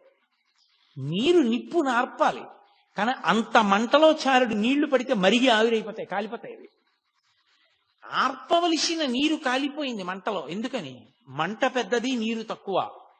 రగిలిపోతున్న జ్ఞానాగ్ని పరమేశ్వర స్వరూపం అది. అది పాపాలు పుచ్చుకుంటే మాత్రం దాన్ని ఏమైనా చేస్తాయా? దగ్ధమైపోతాయి అంతే. ఇంకొకరికి శాంతినివ్వడానికి పాపాలు పుచ్చేసుకున్నారంతే మహానుభావులు. అంతటి ద్వంద్వాతీత స్థితి. రమణుల పేరు చెప్తే చాలు గురువుల యొక్క అనుగ్రహం కలుగుతుంది, అరుణాచలేశ్వరుడి యొక్క అనుగ్రహం కలుగుతుంది. సాక్షాత్ సుబ్రహ్మణ్యావతారం. అంతటి మహానుభావుడు గుహలో కూర్చునుండగా కావ్యకంఠ గణపతి ముని ఒక్కరే ఉన్నారు. ఒక్కరే ఉండగా 6 జ్యోతులు ఆయన యొక్క తలని నుదిటిని తాకి ఆయనలో లీనమైపోవడం చూసి ఒళ్ళు గగురు పొడిచింది కావ్యకంఠ గణపతి మునికి. 6 జ్యోతులైన నుదురిని తాకి ఐక్యం అయ్యాయంటే ఇది షణ్ముఖ స్వరూపం, సుబ్రహ్మణ్య స్వరూపం అని నిర్ధారించారు. అలగమ్మ గారికి పాపం మడి మైల, ఆవిడ తాపత్రయం ఆవిడది, ఆవిడ ఆచారం ఆవిడది, అది తప్పు అని మాత్రం అనకూడదు సుమండి. నేను మీతో తరచుగా మనవి చేస్తున్నాను, జ్ఞానికి ఇవే ఉండవు. జ్ఞాని వీటన్నిటికన్నా అతీతమైన స్థాయిలో ఉంటాడు, ఏ ప్రతిస్పందన ఉండదు. కానీ రమణ భగవానుల్ని చూసి మీరు కూడా అంటే మనం కూడా అలా ఉందాం అనుకుంటే తప్పు. ఆ స్థాయికి చేరకుండా అలా చేయకూడదు, చాలా పొరపాటు, అలా ఉండకూడదు. ఆవిడ ఉల్లిపాయ వేనిచ్చేవారు కాదు, ఉల్లిపాయ వేకండి, ఉల్లిపాయ తినకూడదు అనేవారు. ములక్కాడ పట్టుకొస్తే ములక్కాడ వేనిచ్చేవారు కాదు, భిక్షాన్నం ఏమిటని ఆవిడే పోయి పెట్టుకుని వండుకుంటూ ఉండేవారు. నేను పెట్టుకుంటాను కొడుకు అంటుండేవారు. రమణులు ఆవిడ్ని చూసి పరిహాసం ఆడేవారు. మా అమ్మ మోక్షానికి ఎడుతూ ఉంటే ఉల్లిపాయలు పర్వతాలై అడ్డుపడిపోతాయి, ములక్కాడలు అరణ్యాలైపోయి చిక్కుపోతుంది, అందుకని మా అమ్మ తిందంటుండేవారు. ఆవిడ నేను అమ్మని కాబట్టి నేను పెడితే తినాలి, నాతో మాట్లాడాలనేది. ఆయన అనేవారు, ఎవరు అమ్మ, నాకు అందరు అమ్మలే తప్ప నువ్వు ఒక్కదానివే నాకు అమ్మవి కావు, నాకు లోకమంతా తల్లులే అనేవారు. ఆయన దృష్టికోణం అది. అలా రమణుల గురించి చదివి నేను అనకూడదు, నేను మా అమ్మని గౌరవించాలి, మా అమ్మకి నమస్కారం చేయాలి. అవునమ్మా నువ్వు నా తల్లి అనాలి. నేను ఇంకా రమణుల స్థాయికి పొందలా. రమణుల స్థాయిని పొందిన నాడు నేను అలా మాట్లాడాలని ప్రయత్నం చేయక్కర్లా, ఆ మాట అప్పుడు అదే వస్తుంది. అంతేకాని జ్ఞానిని చూసి ఎన్నడూ అనుకరించరాదు. రమణులు అన్నారు కదా అని అనే ప్రయత్నం చేయకూడదు, అది చాలా పొరపాటు. ఇవాళ చాలా చోట్ల చాలా మంది చేసే పెద్ద పొరపాటు అక్కడే చేస్తారు. అలా చేయకూడదు. జ్ఞానిని అనుకరిస్తే భంగపాటు పొందుతారు. ఎందుకో తెలుసా, మీ అనుష్ఠానం పోతుంది. జ్ఞాని కాకుండా జ్ఞానిలా ప్రవర్తిస్తే పరమ ప్రమాదం. ఏది, రమణులు అన్నారు, నువ్వు అన్నావు తల్లిని, రమణులు భిక్షాన్నం తింటారు, నువ్వు తింటావా? రమణులని జటాస్వామి ఆ తర్వాత బాలానంద స్వామి అలా ప్రవర్తించిన ఆయన అలా ఉండగలరు, నువ్వు ఉండగలవా? ఉండగలిగితే అలా కూడాను. జ్ఞాని స్థితిని చూసి జ్ఞాని ఎలా ఉన్నాడో అలా నువ్వు ఉండే ప్రయత్నం చేస్తే చాలా ప్రమాదం వస్తుంది. అలా ఎప్పుడూ చేయకూడదు. ఆచారకాండే. రమణులు అలా అన్నారు అంటే అది ఆయన స్థాయి. అటువంటి భగవానుల దగ్గరికి ఒకప్పుడు కావ్యకంఠ గణపతి ముని వచ్చారు. నేను కావ్యకంఠ గణపతి ముని గురించి కేవలం 1-2 వాక్యాలు చెప్పి వదిలేశాను అనుకోండి, అంతకన్నా అన్యాయమైన విషయం ఇంకోటి లేదు రమణతత్వం చెప్పేటప్పుడు. ఎందుకంటే రమణులకు కావ్యకంఠ గణపతి మునికి అంత సాన్నిహిత్యం. కావ్యకంఠ గణపతి ముని గురించి చెప్తే రమణుల గురించి చెప్పాలి, రమణుల గురించి చెప్తే కావ్యకంఠ గణపతి ముని గురించి చెప్పాలి. ఇద్దరిని విడదీసి ఇద్దరి జీవితాలు వేరు, ఆయన గురించి ఆయనలా చెప్తాను, ఈయన గురించి ఈయనలా చెప్తానంటే అసలు చెప్పడం కుదరదు, పరిపూర్ణం అవ్వదు. అందుకే నేను ప్రత్యేకంగా రేపటి రోజున కావ్యకంఠ గణపతి ముని, భగవాన్ రమణులు, వాళ్ళిద్దరి విశేషాల్ని రేపటి రోజున మీతో మనవి చేస్తాను. ఇవాళ ఒక్క విషయమే చెప్తాను. కావ్యకంఠ గణపతి ముని విఘ్నేశ్వరుడి యొక్క అనుగ్రహం చేత జన్మించిన కారణ జన్ముడు, మహావిద్వాంసుడు. ఆయన అపారమైనటువంటి శిష్యులు ఆయనకి. ఆయన ఒకసారి రమణుల దగ్గరికి వచ్చారు. వచ్చి తపస్సనగా ఏమి అని అడిగారు.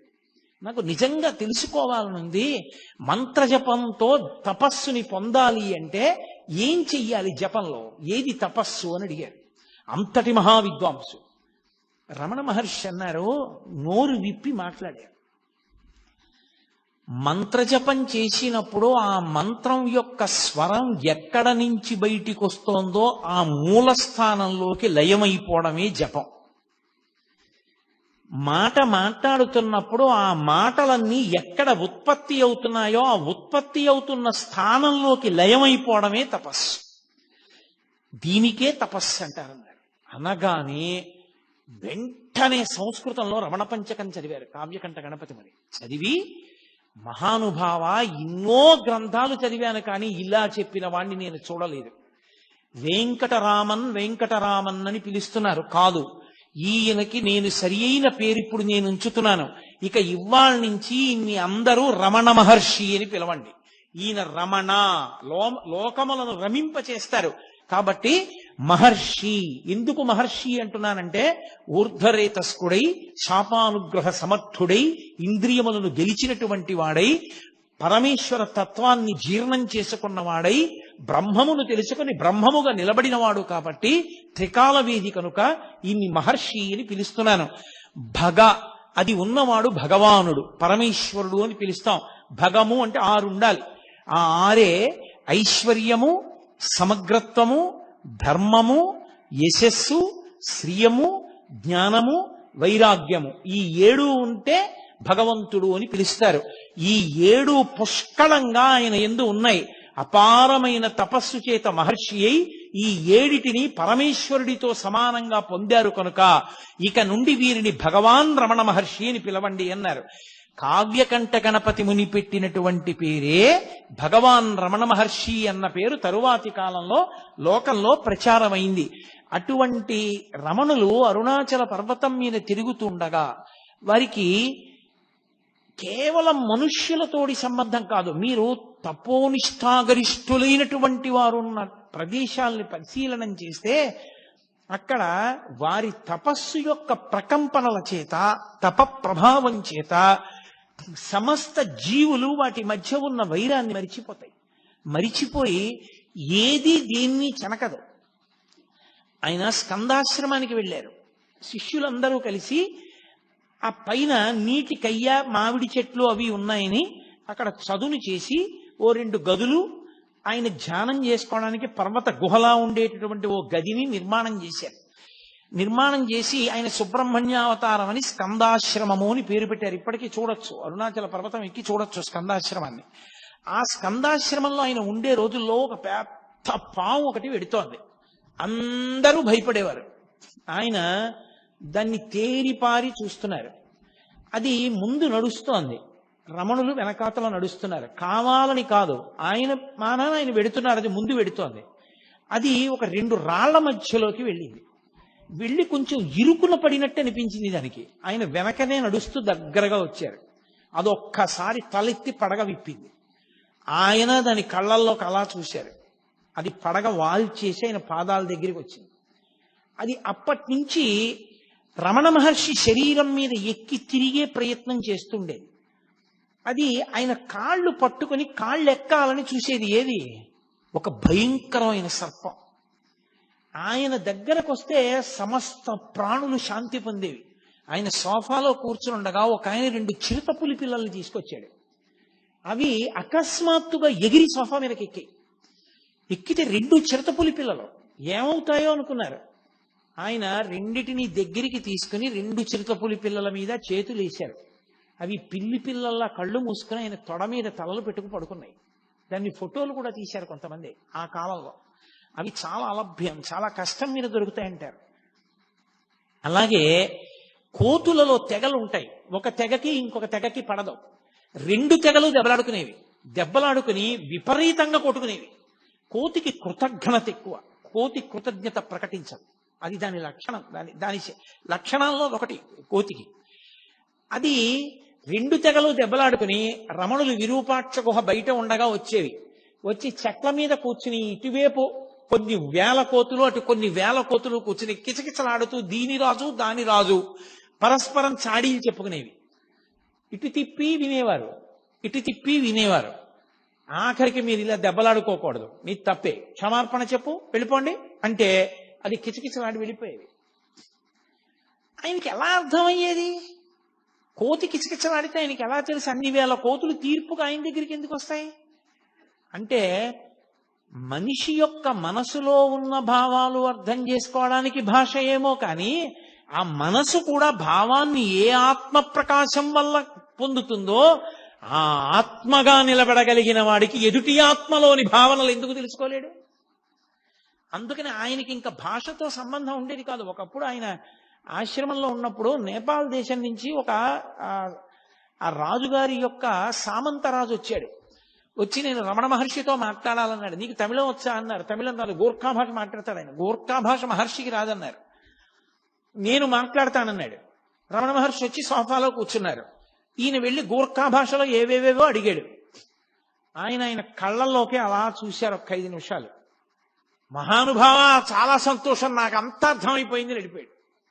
వాళ్ళ రాజుగారికి చెప్పాడు. వాళ్ళ రాజుగారు వచ్చి వీరికి అన్నీ అర్థమైపోయాడు, మీరు చెప్పినవన్నీ గోర్ఖా భాషలో ఈయనకి చెప్పినవన్నీ మాకు చెప్పాడని చెప్తుంటే హాల్లో ఉన్న వాళ్ళందరూ నవ్వారు. రమణ మహర్షి గోర్ఖా భాషలో ఇవన్నీ చెప్పడం ఏమిటారు. ఆయన చూశారంతే అర్థమైపోయేది. అటువంటి మహాజ్ఞాని, పరమేశ్వర స్థాయిని పొందినటువంటి మహానుభావుడు, పరమేశ్వరుడైనటువంటి స్థితి అయింది. అందుకే ఒకానొకప్పుడు ఒక తెగకంతటికి రాజుగా ఉంది కొంతకాలం ఒక పెద్ద కోతి. దాన్ని తరిమేసాయి కోతులన్నీ, దానికి పదవి పోయింది. ఇద్దరు అనుచరులు మాత్రం పాపం పాతరాజు గారన్న బెంగతో ఎప్పుడూ అనుసరించి వస్తుండేవి. దానికి ప్రాణోత్క్రమణం అయిపోయే సమయం ఆసన్నమైంది. అది వచ్చి విరూపాక్ష గుహ ముందు తిరుగుతోంది. రమణ మహర్షి చూసి జాలేసి దాన్ని ఇలా 2 చేతులతో ఎత్తి తీసుకెళ్లి ఒళ్ళో పడుకోబెట్టుకున్నారు. దానికి మెడవాలిపై పళ్ళు గిటకరిస్తుంటే దాన్ని ఇటు తొడమించి బరువుకిటు తిప్పుకుంటుంటే దాని పళ్ళు ఆయన శరీరం మీద గీరుకుని మచ్చలు పడ్డాయి. అది ఆయన తొడ మీదే ప్రాణం వదిలింది. ఇది సిద్ధపురుషుడు, అందుకనే అరుణాచల పర్వతం మీద తిరిగి ఇది ఇలా శరీరం విడిచిపెట్టింది, దీనికి విభూతి అలంకారం చేసి బొట్టు పెట్టి దీన్ని తీసుకెళ్లి గొయ్యి తీసి కర్పూరం వేసి ఖననం చెయ్యండి అని ఒక సన్యాసిని ఖననం చేయించినట్టు ఖననం చేయించారు. ఒక కుక్క ఉండేది, అది దేవదాసి ఇంటికెళ్ళి పలహారం చేసేది. దేవాలయ ప్రసాదం అన్నం తినేది, దేవాలయంలో పడుకునేది. ప్రతిరోజు వచ్చి రమణ మహర్షులు ఉన్నటువంటి విరూపాక్ష గుహ ముందు నమస్కారం చేసి వెళ్ళిపోయేది. అది శరీరం విడిచిపెట్టినప్పుడు అలాగే చేయించారు. ఆయన దగ్గరికి ఎన్ని ప్రాణులో ఒక కుంటి కోతి ఒకటి ఉండేది. అది ఆయన అన్నం తింటుంటే అది అన్నం తినేది. అది వచ్చేది, ఒక గిన్నెలో దానికి అన్నం పెట్టేవారు. ఆయన తినడం మొదలెట్టితే అది తినడం మొదలెట్టేది. కోతికి నిలకడ ఉండదు, అటు ఇటు నడిచి పరిగెట్టి పోసేస్తుంది. ఒక మెతుకు కింద పోయకుండా తినేది. ఒక రోజున అన్నం కింద పడేసింది. అది ఏమి ఇవాళ నీ బుద్ధి ఇలా తయారైంది, అన్నం కింద పడేశావు అన్నారు ఆయన. దానికి కోపం వచ్చి రమణ మహర్షి కంటి మీద కొట్టింది. ఆయన నువ్వు నా దగ్గరికి రావద్దన్నారు. అది ఏడుస్తూ వచ్చి ఒక వారం రోజులు పోయిన తర్వాత అన్నం తినడం మానేసి బతిమాలుకుంది ఆయన కాళ్ళ దగ్గర కూర్చుని, నన్ను మళ్ళీ మీ ఒళ్ళోకి తీసుకోండి, నాకు అన్నం పెట్టండి అని. ఆయన అన్నం పెడితే అది కలిసి అన్నం తినేది. అది ఒకానొకప్పుడు కోతులందరికీ రాజు అయింది. ఆయన అన్నారు నోటితో, నువ్వు ఒకనాడు రాజు అవ్వాలి కోతులకి అన్నారు. అది నిజంగా రాజు అయింది. వాళ్ళు ఎన్నుకుంటారట కోతుల జాతుల్లో కూడా. ఎన్నుకుని అది వచ్చి భగవాన్కి స్కందాశ్రమంలో ఉండగా వచ్చి నమస్కారం పెట్టుకుంది. నమస్కారం పెట్టుకుంటే ఆయన అన్నారు అన్నం తినన్నారు. అంటే అది తిననని చెప్పి సంజ్ఞ చేసి వెళ్ళి చెట్టు మీద కూర్చుంది. 2 రాణులు.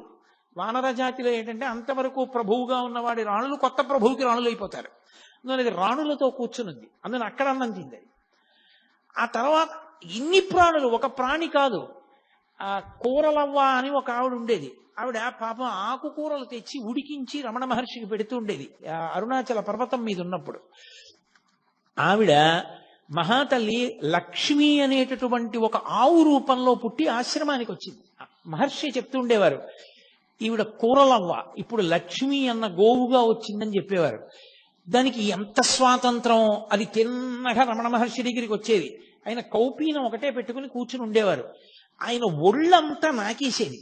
నాకేస్తే నాలుక గరుగ్గా ఉంటుందేమో, ఆయన ఒళ్ళు ఎర్రగా అయిపోయేది. ఎర్రగా అయిపోయిన తర్వాత వెళ్ళిపోయేది. ఆయన హాల్లో కూర్చుని ఉంటే వచ్చి ఆయనకి రోజు ప్రదక్షిణం చేసి, అది రాత్రి పడుకోవడానికి వెళ్ళిపోయే ముందు ఆయనకి ప్రదక్షిణం చేసి నమస్కారం చేసి వెళ్ళిపోయేది. గోశాల కట్టారు. గోశాల కడితే గోశాలలోకి ఆ ఆవుని పంపిస్తున్నారు. అది వెళ్ళలేదు, ఎంత తోసినా వెళ్ళలేదు. అది అందరినీ తప్పించుకుని పరిగెత్తుకుంటూ హాల్లోకి వచ్చి రమణ మహర్షి ముందు నించుంది.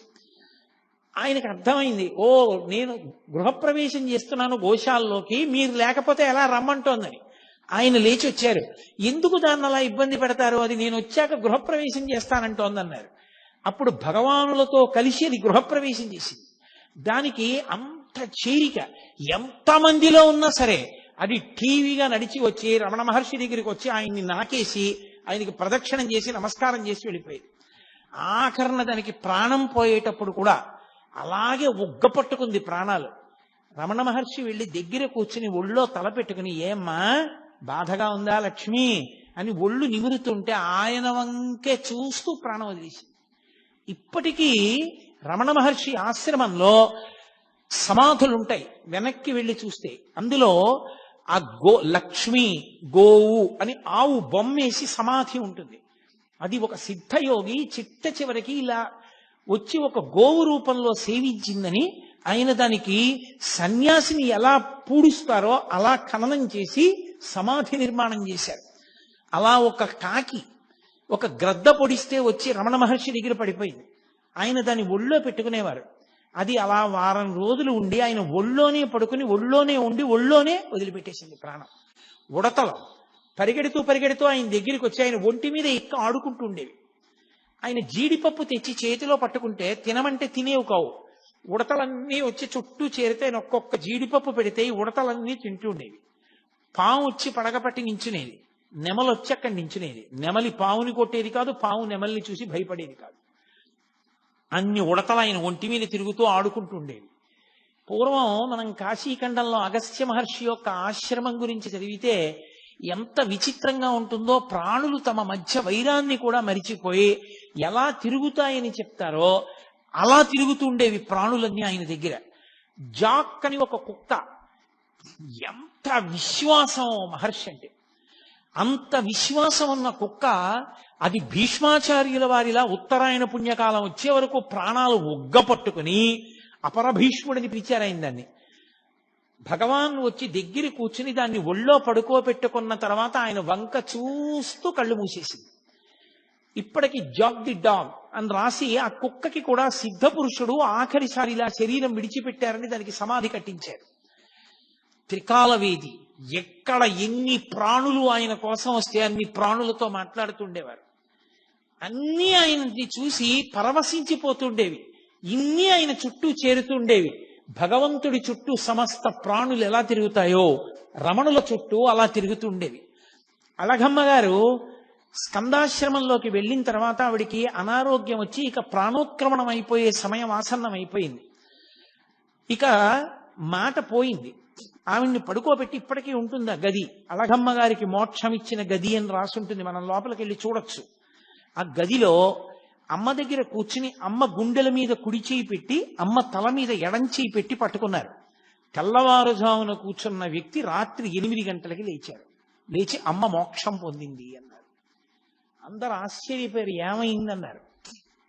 అమ్మ చేసుకున్న కర్మల వల్ల, వాసనాబలం వల్ల కొన్ని వేల జన్మలు ఎత్తాలి. ఆ కొన్ని వేల జన్మల్ని అమ్మతో సూక్ష్మ రూపంలో అనుభవింపచేసేశాను. సూక్ష్మ శరీరంతో అనుభవించేసింది. కర్మలన్నీ నశించిపోయాయి. ఇప్పుడు అమ్మ మళ్లీ పుట్టడానికి ఏ కర్మలు లేని స్థితిలో తన శరీరాన్ని విడిచిపెట్టేసింది.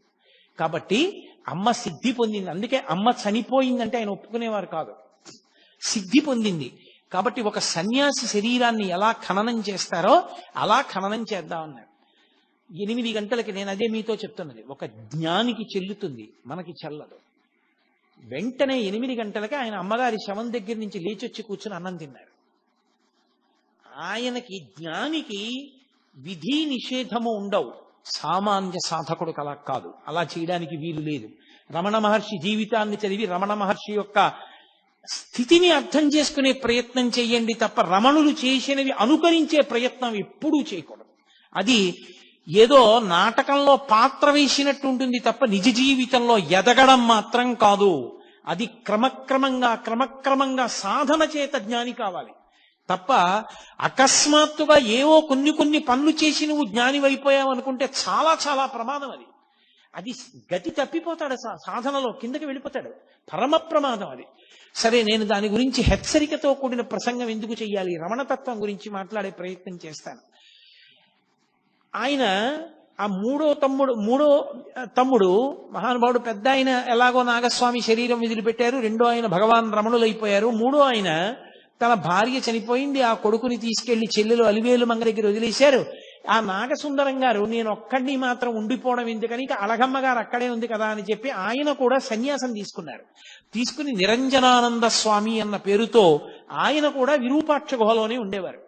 ఈ తల్లి శరీరాన్ని పట్టుకుని కొండ కిందకి దిగారు. అప్పటికి శ్మశానం, ఇప్పుడు రమణాశ్రమం ఏదుందో అది శ్మశానంలో అంతర్భాగం. అప్పుడు ఆ శ్మశానంలోనే ఒక గొయ్యి తీసి గోతిలో అమ్మ శరీరాన్ని ఉంచారు. ఉంచగానే ఎవరో కాశీ నుంచి శివలింగం తీసుకొచ్చారు.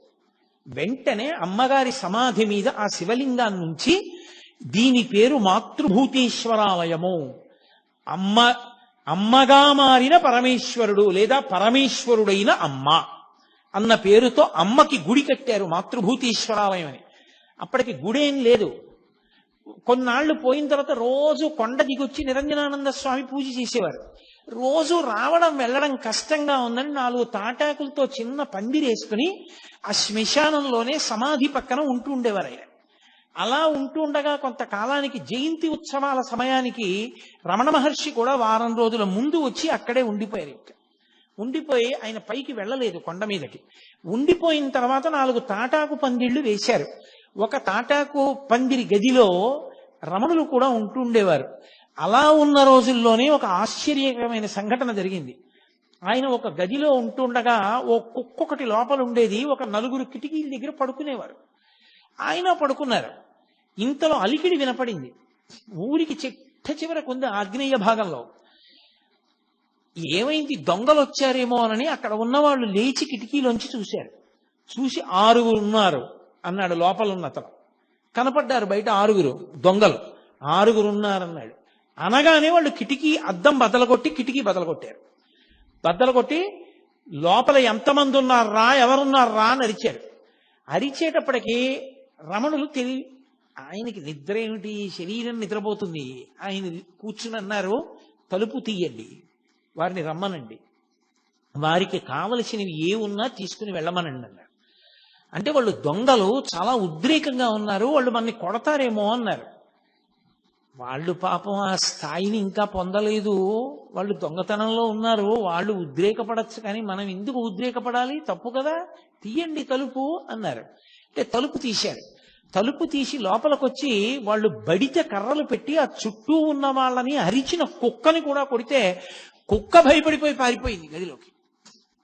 వాళ్ళు కూర్చున్న రమణుల దగ్గరికి వచ్చారు.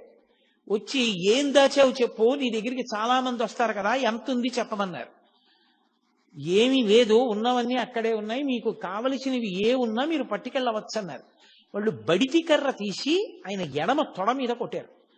బలంగా కొట్ట వెంటనే ఇలా తట్టు తేరిపోయింది. అంత దెబ్బ కొట్టే అబ్బా అని కూడా అనలేదు ఆయన.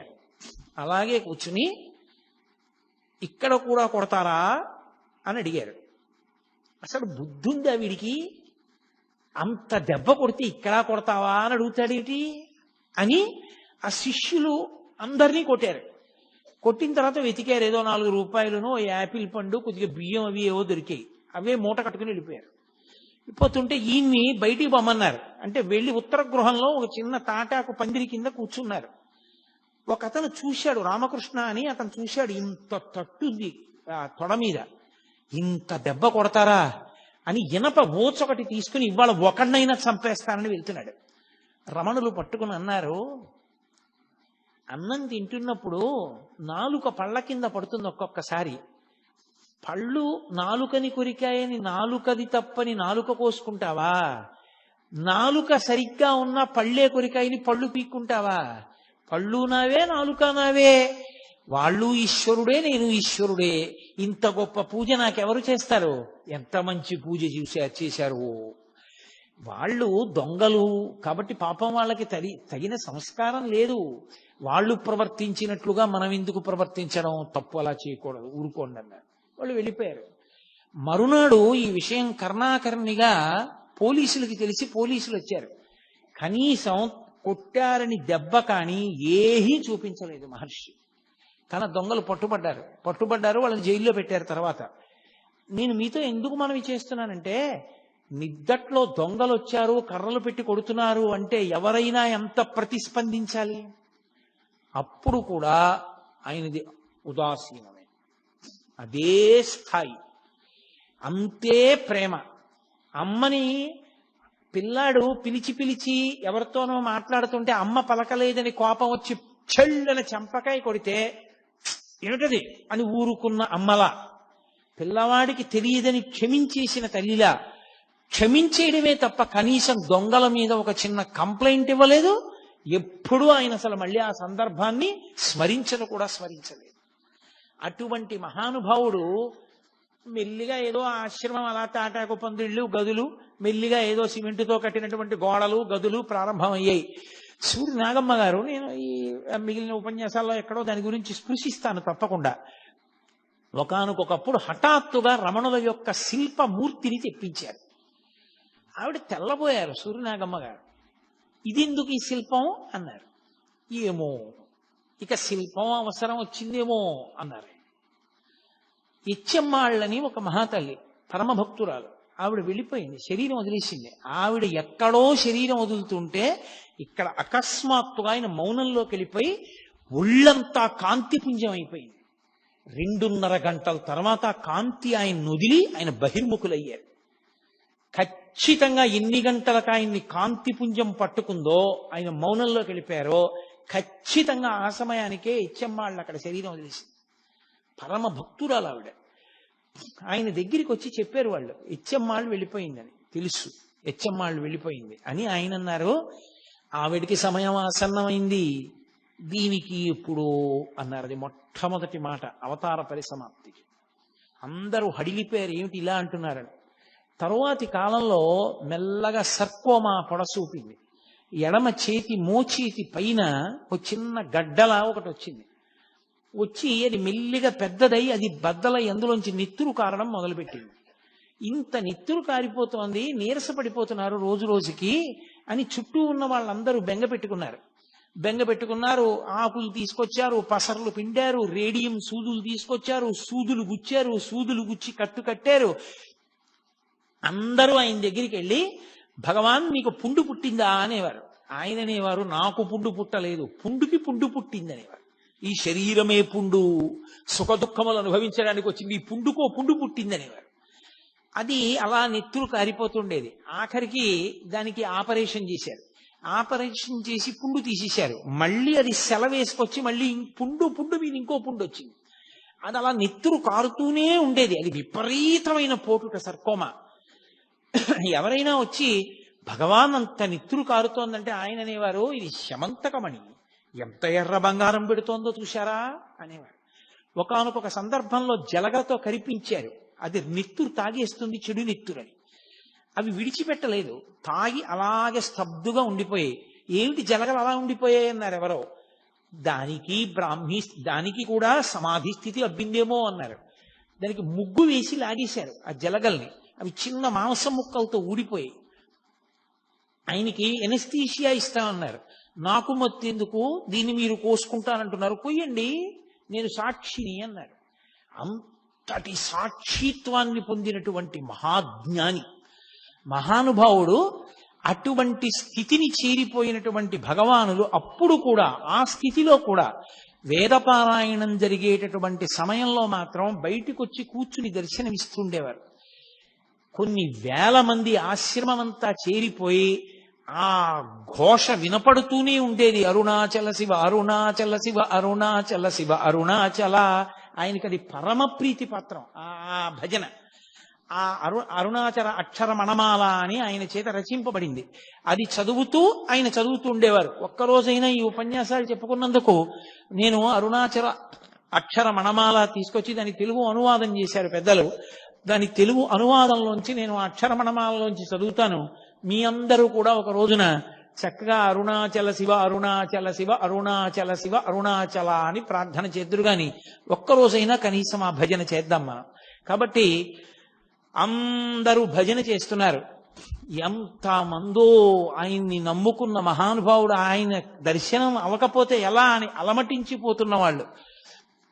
అటువంటి వ్యక్తి ఆ ప్రమాదీనామ సంవత్సర చైత్ర బహుళ త్రయోదశి పూర్వాషాఢ నక్షత్రం ఉండగా ఆయన 8:47 ఇప్పటికీ రమణ మహర్షి శరీరాన్ని విడిచిపెట్టేసినటువంటి సమయాన్ని చూపిస్తున్న క్యాలెండరు గడియారం ఆ నిమిషాల దగ్గర ఆగిపోయి రమణులు శరీరం విడిచిపెట్టేసినటువంటి గది దగ్గర కనపడుతుంది. ఎప్పుడూ లేనిది ఆయన అకస్మాత్తుగా లేచి కూర్చుంటానన్నారు. లేచి కూర్చోవడం అంటే మంచం మీదే కూర్చోపెట్టారు, వెనక దిండు పెట్టి. ఎడం చేయి కదిలేది కాదు, ఆ ఎడం చేతిని కదిపి ఒళ్ళో పెట్టుకున్నారు. ఒళ్ళో పెట్టుకుని కుడికంటి వెంట బాష్పధార కారింది. అప్పటికే ఆయన ఎన్నో మాటలు అనేవారు. ఒళ్ళు వణికిపోయి జ్వరం వచ్చేస్తే ఆయన్ని పట్టుకోబోయారు. పట్టుకోబోతే గుడారంలో ఏనుగుని దూరిస్తే ఆ ఏనుగు గుడారంలో ఉండలేక గుడారం కదిలినట్టు ఇక ఈ చిన్న శరీరంలో ఉండలేనని ఆత్మ కదులుతోందనేవారు. మహానుభావుడు ఎంతటి స్థితప్రజ్ఞుడు. ఆయనకి ఆపరేషన్ చేసిన తర్వాత చాలా చల్లగా ఉంది, వెచ్చగా ఉంటుందని మంచం కిందకి తీసుకొచ్చి ఆయన అంత్యవాసులు హీటర్ పెట్టారు. తెల్లవారేటప్పటికి ఒళ్ళంతా వాచిపోయి బద్దలైపోయి నెత్తురు కారుతున్నట్టు అయిపోయింది.